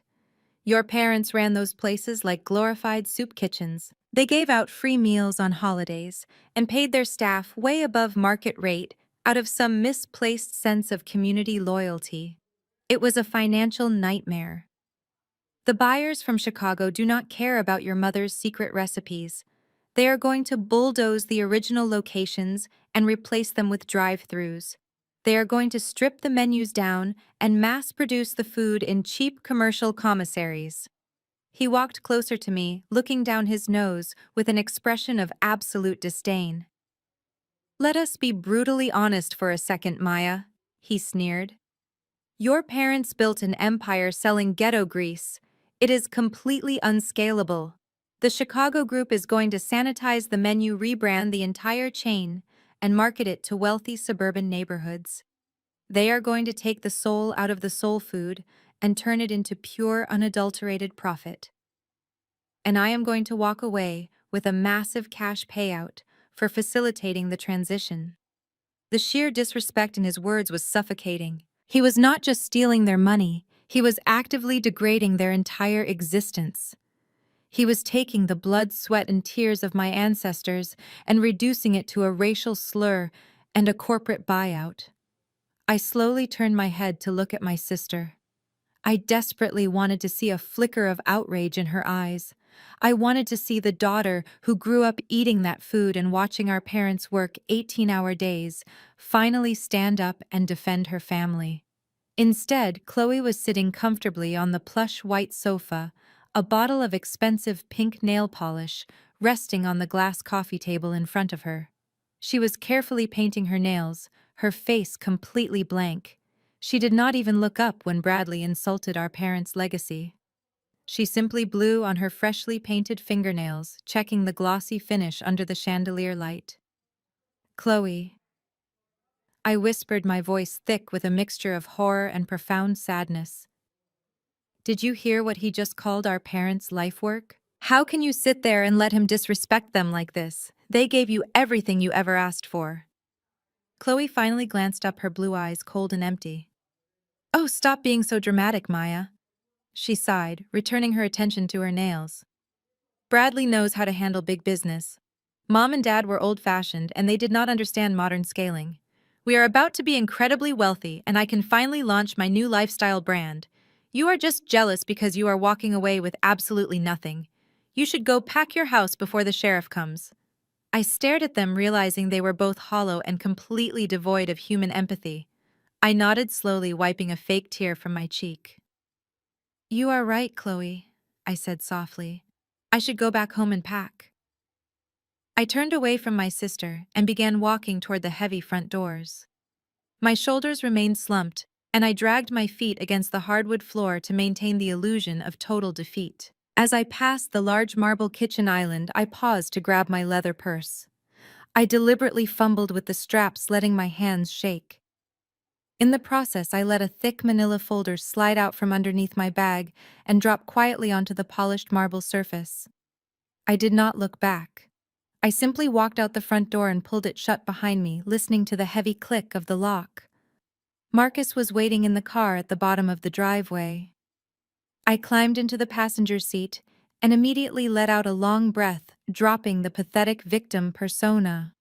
I reached into my purse and pulled out a small black receiver, plugging it into the car's audio system. Marcus looked at me with a questioning raised eyebrow. I smiled and turned up the volume dial. I did not just leave a folder on the counter. I explained, my voice returning to its normal, confident pitch. I left a highly sensitive audio bug taped inside the spine of that folder. Now we just sit back and listen to the rat take the bait. The car speakers crackled to life. We could hear the ambient sounds of the mansion kitchen echoing through the receiver. Chloe's footsteps clicked heavily across the hardwood floor as she walked upstairs to her new master bedroom, completely oblivious to the crumbling world around her. Then we heard Bradley's heavy loafers approaching the kitchen island. He poured another generous splash of scotch into his crystal glass. The sound of ice clinking against the glass was followed by a sudden sharp silence. He had spotted the folder resting on the marble. "What is this garbage?" he muttered to himself. We heard the crisp rustle of thick paper being pulled from the manila sleeve. I closed my eyes, visualizing exactly what he was looking at. I had spent 3 hours meticulously forging a highly confidential corporate tax projection. It looked absolutely authentic, complete with my parents' signature stamps and official accounting seals. The document outlined a secret corporate escrow account that had been quietly accumulating capital for the past 10 years. According to the falsified projection, there was exactly $5 million in untraceable liquid cash sitting in that reserve. But the trap was in the specific legal clause I had written at the bottom of the page. The clause explicitly stated that the $5 million could only be unlocked and withdrawn upon the total authorized sale of the restaurant chain. Bradley gasped. It was a sharp intake of air that practically vibrated through the car speakers. $5 million in liquid cash. He whispered, his voice trembling with a mixture of shock and overwhelming greed. He began shuffling the papers, frantically reading the clauses out loud to himself. Unlocks upon final transfer of ownership, he read. Untraceable corporate surplus. Marcus looked at me and grinned. "He took the bait," Marcus whispered. I held up a finger, telling him to wait. The performance was not over yet. We listened as Bradley immediately pulled out his cell phone and started dialing. The phone rang twice before a man answered. Bradley did not even bother with polite introductions. "Listen to me," David Bradley barked, pacing across the kitchen floor. "We need to expedite the contract signing for the restaurant buyout. I do not care about the standard 30-day due diligence period. I am willing to drop the total asking price by $2 million right now, if you bring the final paperwork to my house for a private signing party this Saturday night." We heard the buyer hesitate clearly, surprised by the sudden discount. But corporate greed is universal. The buyer agreed to expedite the process and secure the signatures this weekend. Bradley ended the call, letting out a loud, victorious laugh that echoed through the empty kitchen. But he was not finished. We heard him dial another number. This time, it was an international luxury travel concierge. "Yes, I need to book a private charter flight out of Atlanta," Bradley said, his voice dropping to a low, secretive whisper. "I need an immediate departure for this Sunday morning destination, the Cayman Islands. Just a single passenger. No, my wife will not be joining me." A cold chill swept through the quiet car. Marcus stared at the glowing radio dashboard, completely stunned by the absolute sociopathy of the man we were dealing with. Bradley was going to sign the contract on Saturday night, unlock the fake $5 million reserve, and flee the country on Sunday morning. He was going to take the money and run far away, leaving his own loyal wife behind to face the brutal wrath of the Russian mafia alone. He knew the criminal syndicate would come looking for their $8 million, and he was completely willing to let them violently torture and kill Chloe while he sat safely on a sunny beach in the Caribbean. I reached out and turned off the audio receiver, looking at Marcus with a hard, determined stare. "The trap is officially sprung," I said, my voice steady. "Now we let him throw a lavish party." Saturday night arrived with a heavy, stifling humidity over the massive estate. Marcus parked our sedan down the quiet street, hidden in the shadows of the oak trees.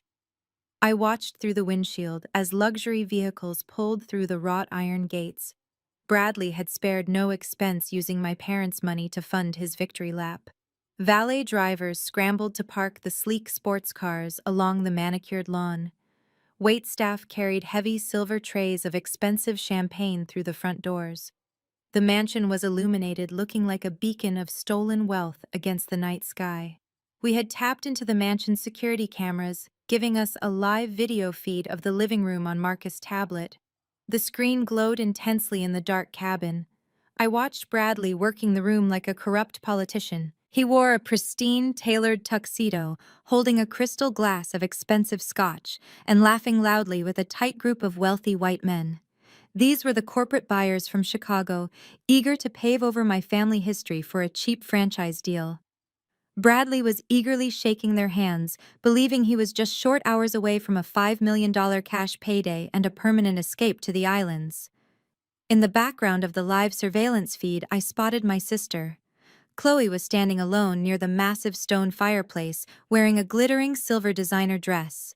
She was holding a large glass of dark red wine swaying slightly on her high heels.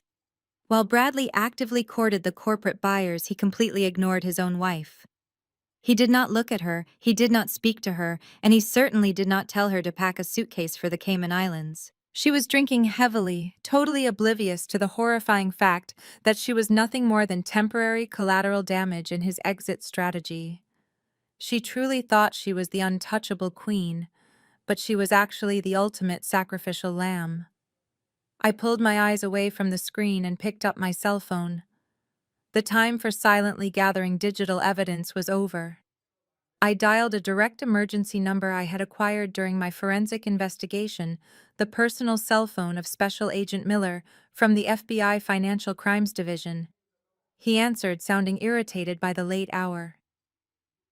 Agent Miller, I have a verified active wire fraud in progress, accompanied by forged federal tax documents and a fabricated last will and testament, I said, my voice perfectly steady. The primary perpetrator is Bradley Vance, and he is currently executing a fraudulent corporate sale at the property located on West Paces Ferry Road. He has a private charter flight booked for tomorrow morning to flee federal jurisdiction. I just emailed your secure server the complete encrypted dossier, including his dark web cryptocurrency receipts for the rare thallium used to murder my parents. Bring a tactical team, because he is a desperate flight risk.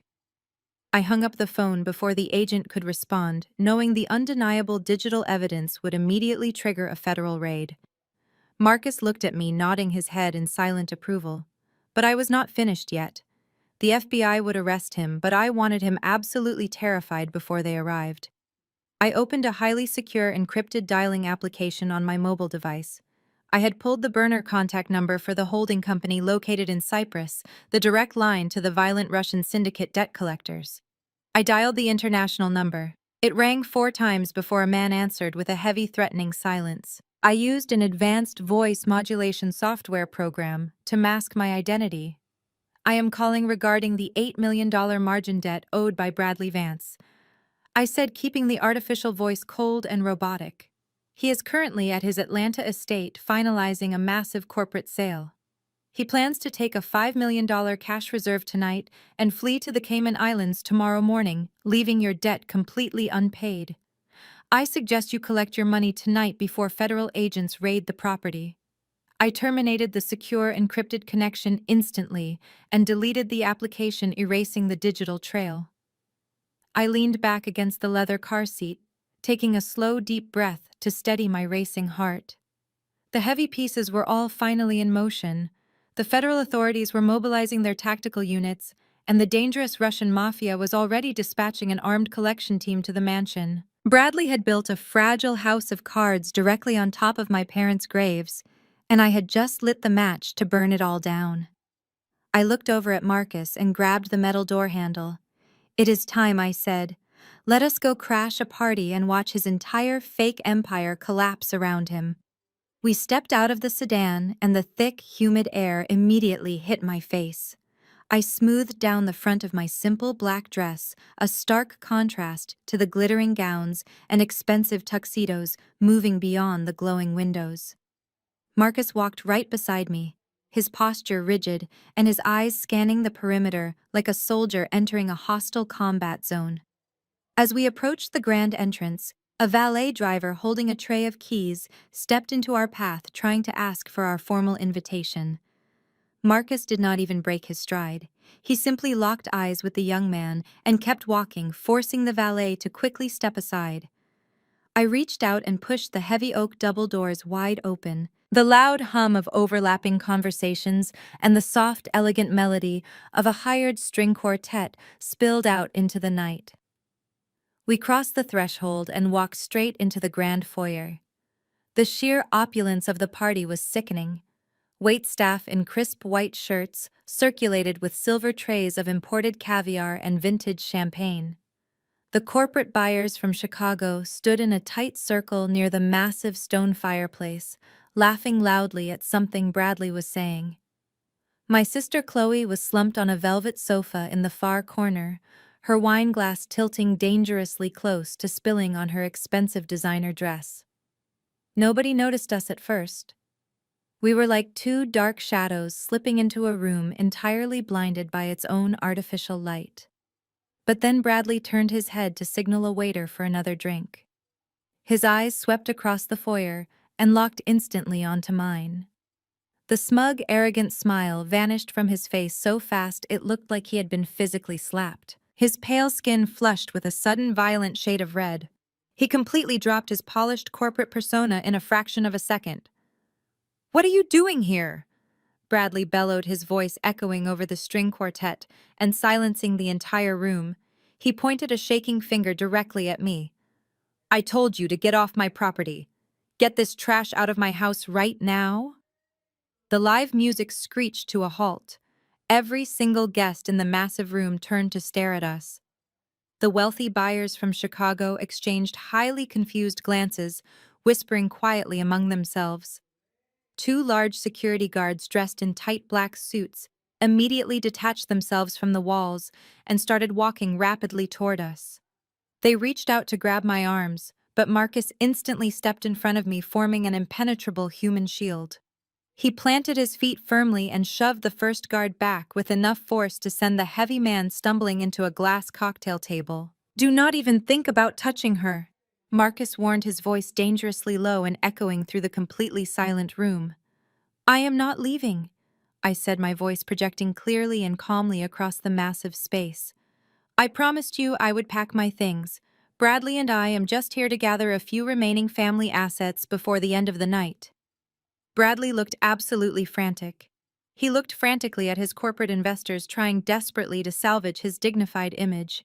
"I apologize for this, gentlemen," Bradley stammered, forcing a nervous, highly artificial laugh. "This is my mentally unstable sister-in-law. She was recently disinherited, and she is clearly having a very public psychological breakdown. Please excuse the interruption. My private security team will handle this situation immediately." He aggressively gestured for the guards to move in again, but I did not wait for them to recover their balance. I sidestepped Marcus and walked directly toward the center of the living room with absolute unshakable purpose. Bradley had set up a massive 80-inch smart screen display on an elegant rolling stand near the fireplace to showcase his financial projections and brand expansion plans to the buyers. A sleek presentation console sat right beneath the glowing monitor. "Hey," Bradley shouted, taking a sudden panicked step toward me. "Step away from that expensive equipment." I ignored him completely. I reached into my purse and pulled out my digital tablet, along with a heavy braided connector cable. My hands were not shaking anymore.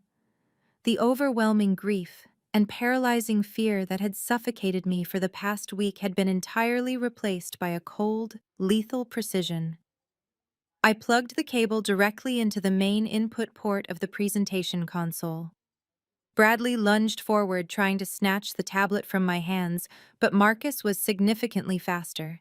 Marcus stepped up and grabbed Bradley's arm, twisting it back just enough to freeze him instantly in place in front of his guests.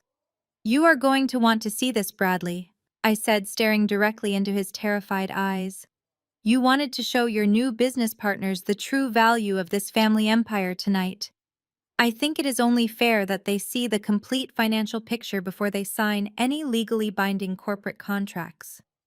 I tapped the screen of my tablet, overriding the local display settings and seizing complete digital control of the massive monitor. The bright blue glow of my custom forensic software instantly illuminated the darkened room, casting long, harsh shadows across Bradley's pale and sweating face. The bright blue glow shifted into stark white as high-resolution scans of heavily redacted legal documents filled the 80-inch screen.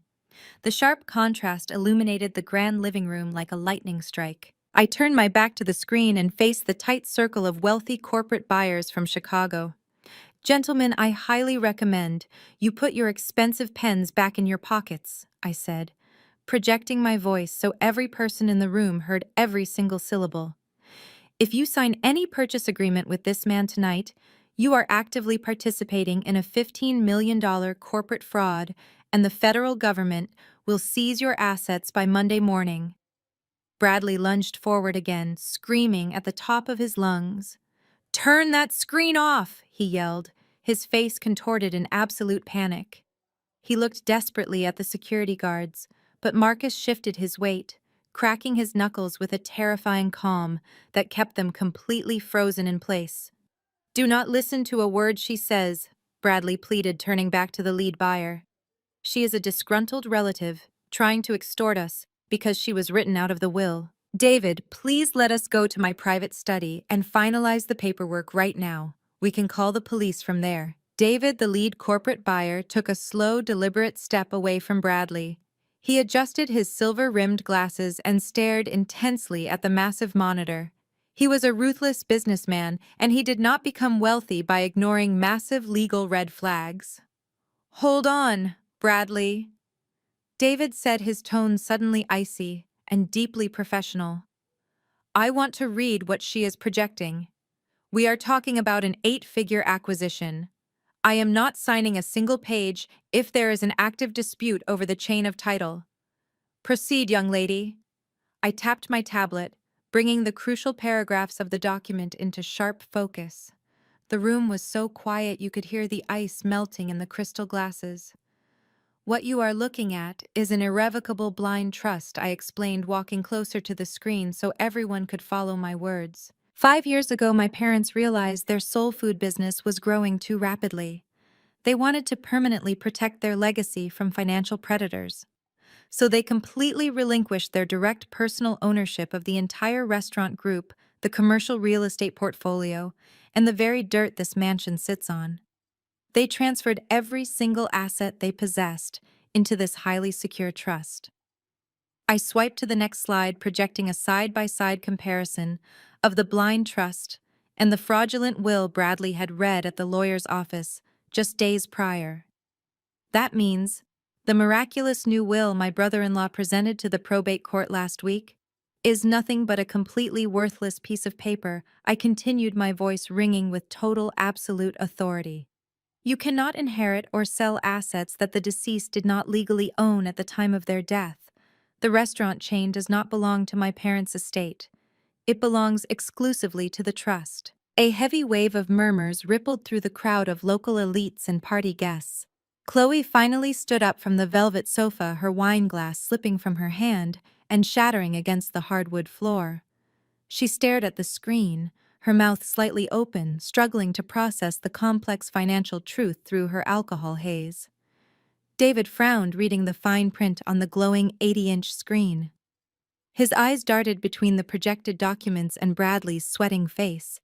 "And who exactly is the legally appointed trustee?" David asked, his voice echoing in the tense room. "If the parents did not own the company, who holds the actual authority to authorize a corporate sale?" I smiled, a cold, calculated smile, and tapped my tablet one final time. The massive screen transitioned to the final signature page of the trust agreement.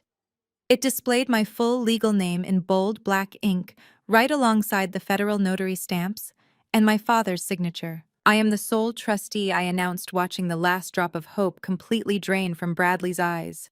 "I am the only person on this earth with the legal authority to sign over those restaurants. My parents appointed me to protect this family because they knew exactly what kind of snake was sleeping in their house." I took a step toward Bradley, closing the distance between us. Bradley forged a fake will and threw an extravagant party to sell an empire, but he forgot to check who actually held the keys to the castle. I said, my voice dropping to a lethal whisper that carried across the silent room. "You do not own the restaurants, Bradley. You do not own the corporate bank accounts. You do not even own the glass of scotch you are holding right now. You are completely and utterly broke."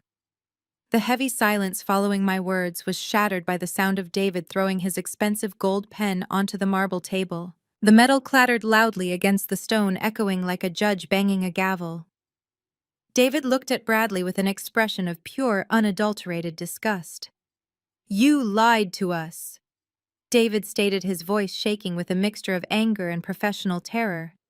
You brought us into a federal fraud scheme across state lines. We could have been indicted by the Securities and Exchange Commission for this.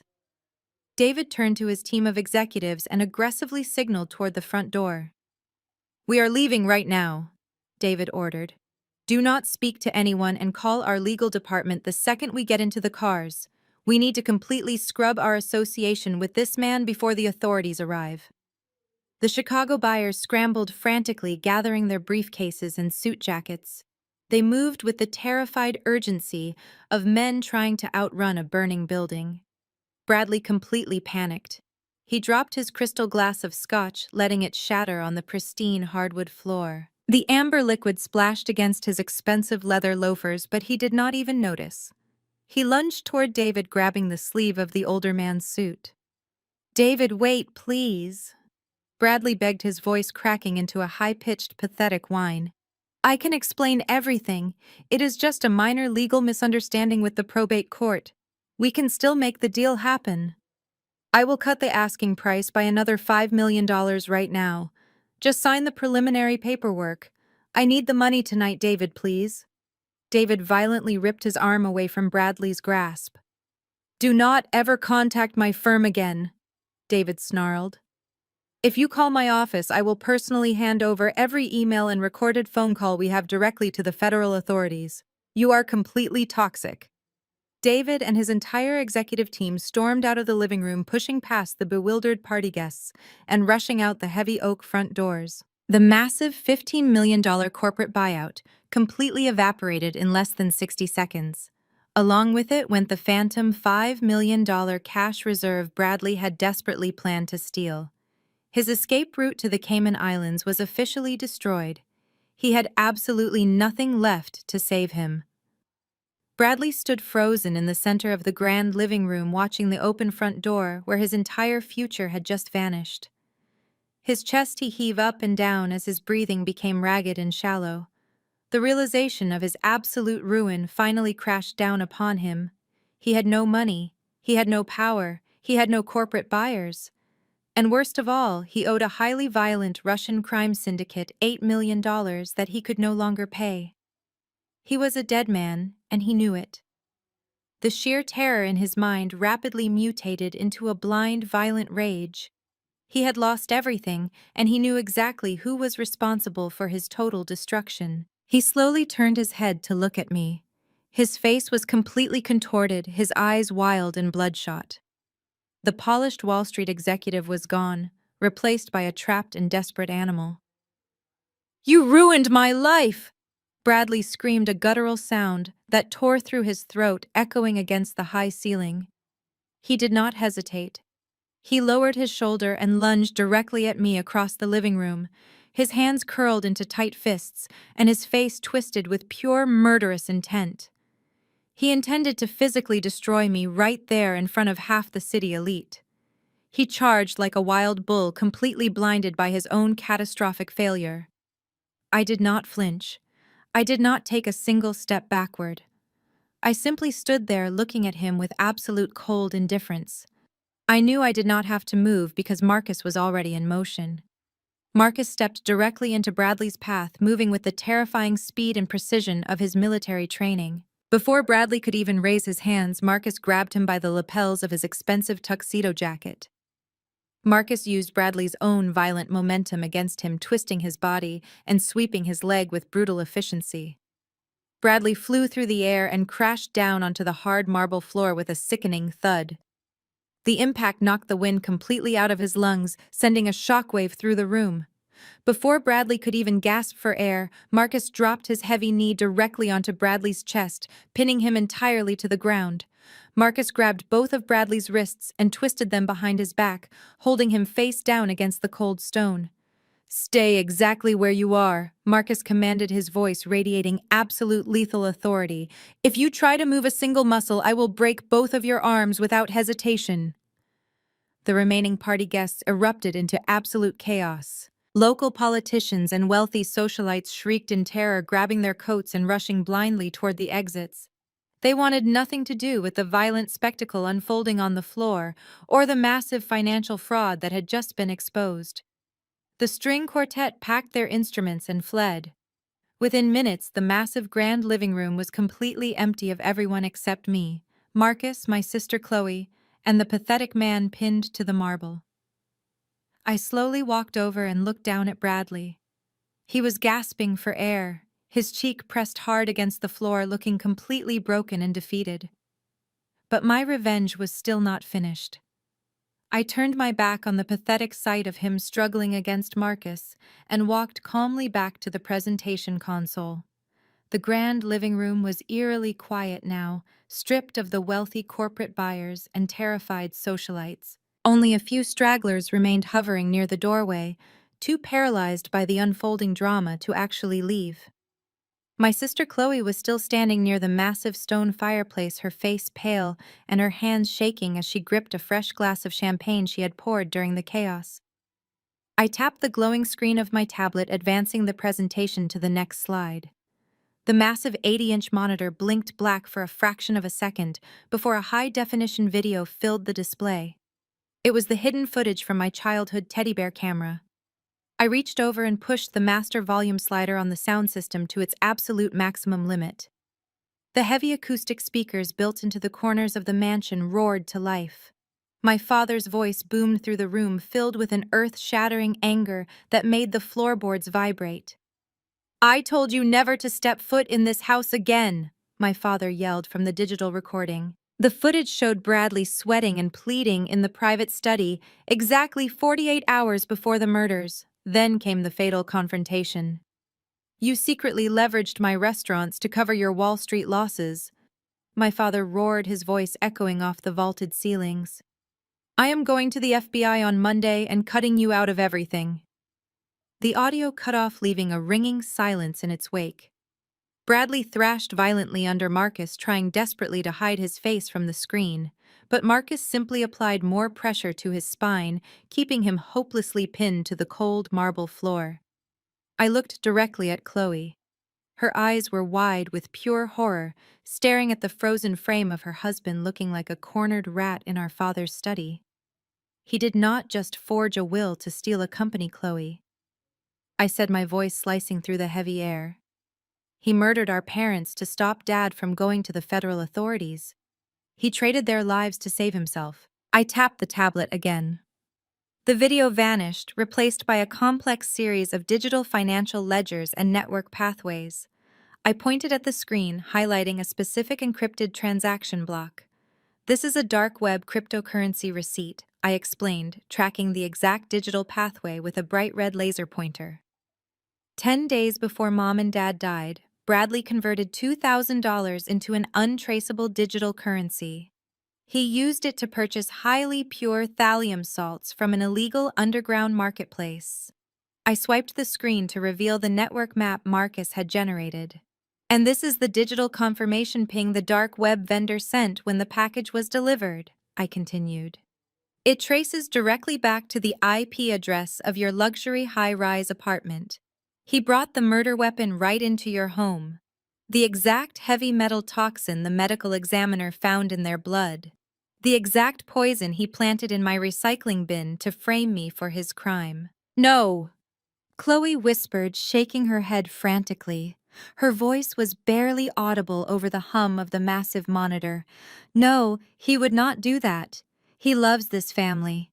He promised me we were going to build an empire together." I swiped to the final slide of my presentation. It displayed the offshore banking records from Cyprus and the flight manifest I had intercepted. "He does not love anyone but himself," I said, my tone completely devoid of pity. "He owes $8 million to a Russian organized crime syndicate. He lost it all on a catastrophic margin call and the mob came to collect. He killed our parents so he could sell the restaurants tonight and steal the $5 million cash reserve I tricked him into believing existed." I walked closer to my sister, watching her perfect polished world completely shatter into a million jagged pieces. "And do you know what the absolute worst part is, Chloe?" I asked, leaning in slightly. I tapped into his phone records. He booked a private charter flight to the Cayman Islands for tomorrow morning. A single passenger ticket.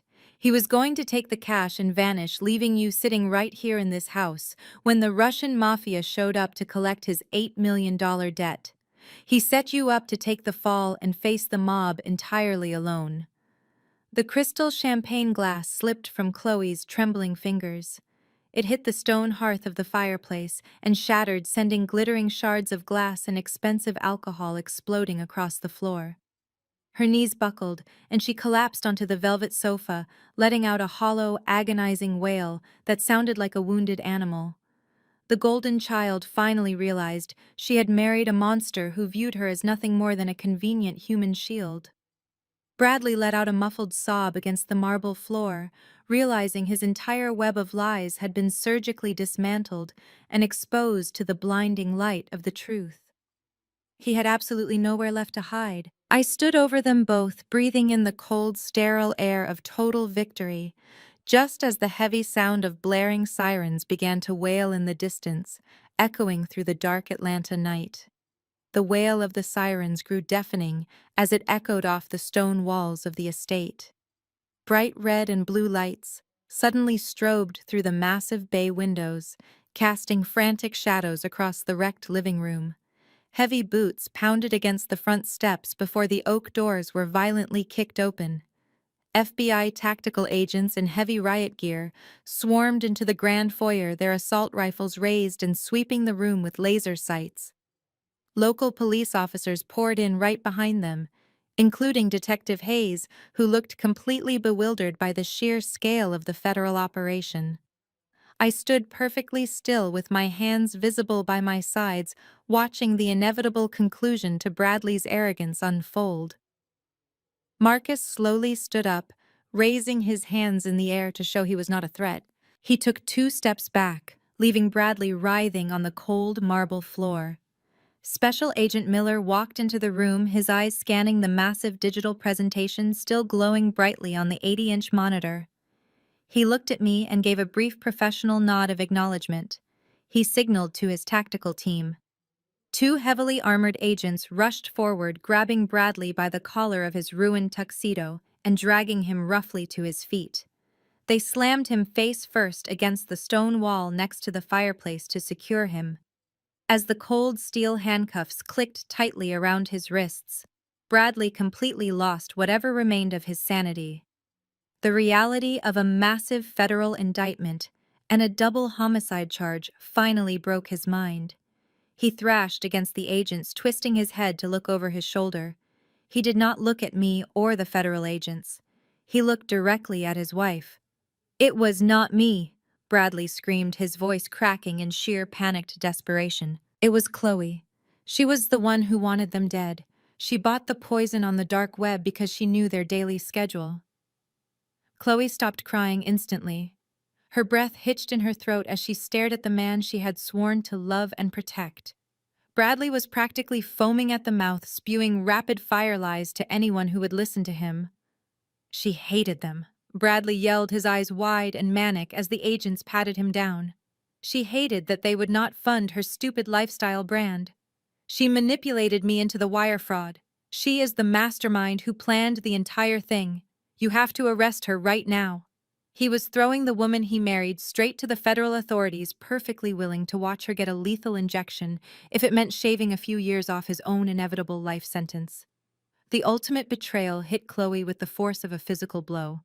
The absolute illusion of her perfect wealthy marriage shattered into dust right in front of her eyes. Detective Hayes signaled to a female police officer who unclipped a pair of handcuffs from her belt and began walking slowly toward the velvet sofa. Panic seized Chloe. She scrambled up from the cushions, her high heels slipping on the spilled champagne and shattered glass. She stumbled past the approaching officer and threw herself directly at me. Chloe grabbed my arm with both hands, her perfectly manicured nails digging painfully into my skin. Her face was streaked with black mascara, and her eyes were wide with primal terror. "Maya, please." Chloe sobbed, her voice a hysterical grating pitch.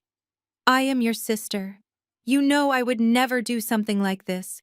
Tell them I did not know anything about the mob money or the poison. Tell them I am completely innocent. Please, Maya, you have to save me." I looked down at her hands gripping my arm, and then I looked up into her tear-filled eyes. I felt absolutely nothing. The sister I grew up with died a long time ago, replaced by a hollow shell of greed and entitlement. I remembered how easily she stood in front of the local news cameras and called me a monster to protect her husband. I remembered the cruel smirk on her face when she handed me a 48-hour eviction notice. I remembered her sitting on that exact sofa, painting her nails while Bradley mocked the very legacy that put clothes on her back. I reached down and slowly peeled her fingers off my arm one by one. I stepped back, creating a cold, impenetrable distance between us. "I cannot save you, Chloe," I said, my voice completely flat and echoing in the quiet room. "You sat right there and drank his wine while he stole our parents' empire. You laughed while he threw my childhood memories into a dumpster. You knew he was destroying me, and you did absolutely nothing because you wanted the money just as much as he did." The female officer stepped up behind Chloe, grabbing her wrists and pulling them firmly behind her back. The sharp click of the handcuffs sounded like a vault door slamming shut. "You made your choice, Chloe." I continued watching her struggle weakly against the officer as they read her Miranda rights. "You chose the luxury cars and the country clubs over your own flesh and blood. Now you get to face the consequences of the man you married. Enjoy the federal investigation." Chloe collapsed against the female officer, her knees completely giving out under the weight of her immediate future. As they hauled her toward the shattered grand entryway, she looked back at me one last time, her face a twisted mask of desperation and misplaced anger. I stood perfectly tall in the center of the ruined room. "You chose his privilege over our blood," I said, my voice carrying easily over the shouting tactical agents. "You helped him throw me out of my own childhood home. Now you can help him survive in federal prison." I turned my back, completely refusing to watch them drag my sister and her husband out into the flashing lights of the police cruisers. The heavy oak doors slammed shut behind them, severing my ties to that toxic chapter of my life forever. The mansion was suddenly incredibly quiet.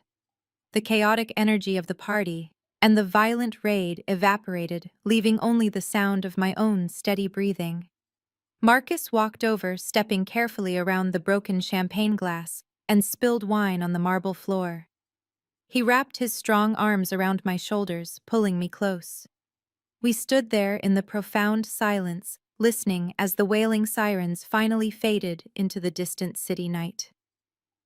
The nightmare was officially over, and the absolute reality of my parents' legacy was finally safe. 18 months later, the bright, warm Atlanta sun streamed through the massive bay windows of my father's newly restored executive office. I sat behind his heavy mahogany desk, reviewing the spectacular quarterly financial reports for the restaurant group. We did not sell a single location to that sterile corporate franchise. Instead, I stepped in as the chief executive officer and sole trustee of the estate. I used my forensic accounting background to completely restructure our commercial supply chain and maximize our operational efficiency without sacrificing a single ounce of the soul my parents built into this company.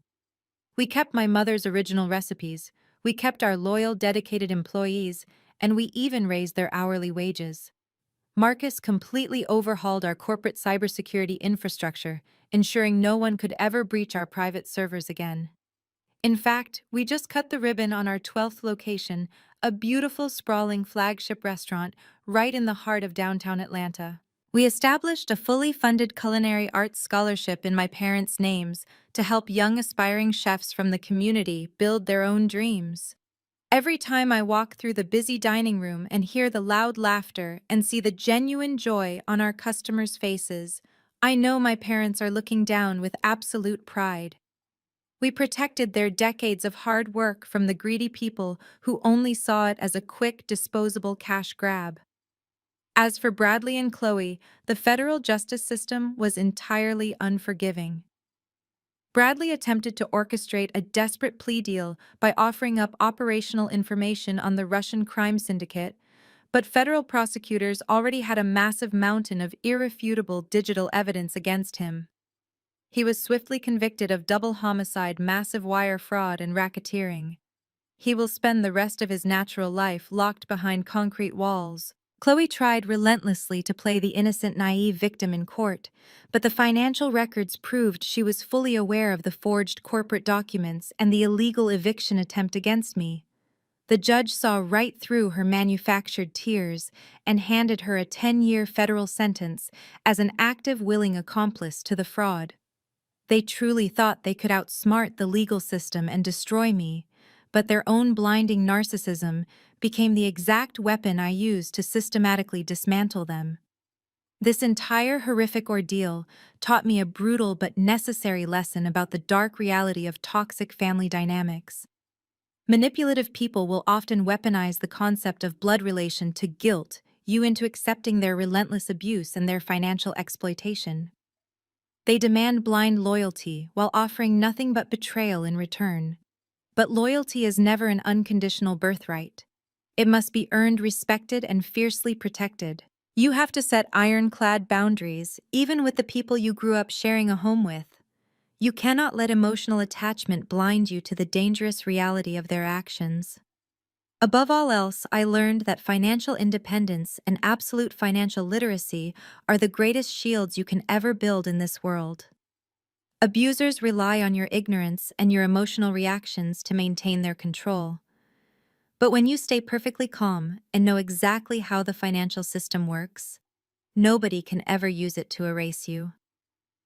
Have you ever had to use your enemy's arrogance against them to survive? Let me know in the comments. Like and subscribe for more stories of sweet, absolute justice. The chilling story of Maya Bradley and Chloe serves as a profound reminder that shared DNA does not guarantee loyalty, love, or even basic human decency. The most crucial lesson we can extract from this devastating betrayal is the absolute necessity of establishing ironclad boundaries and cultivating personal financial literacy. Society constantly conditions us to forgive family members, pushing the narrative that blood is always thicker than water.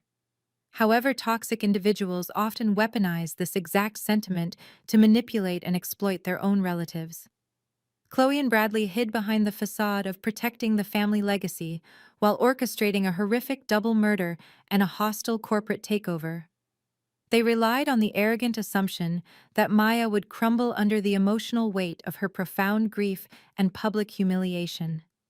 Maya triumphed because she removed raw emotion from the equation and relied on cold, analytical facts.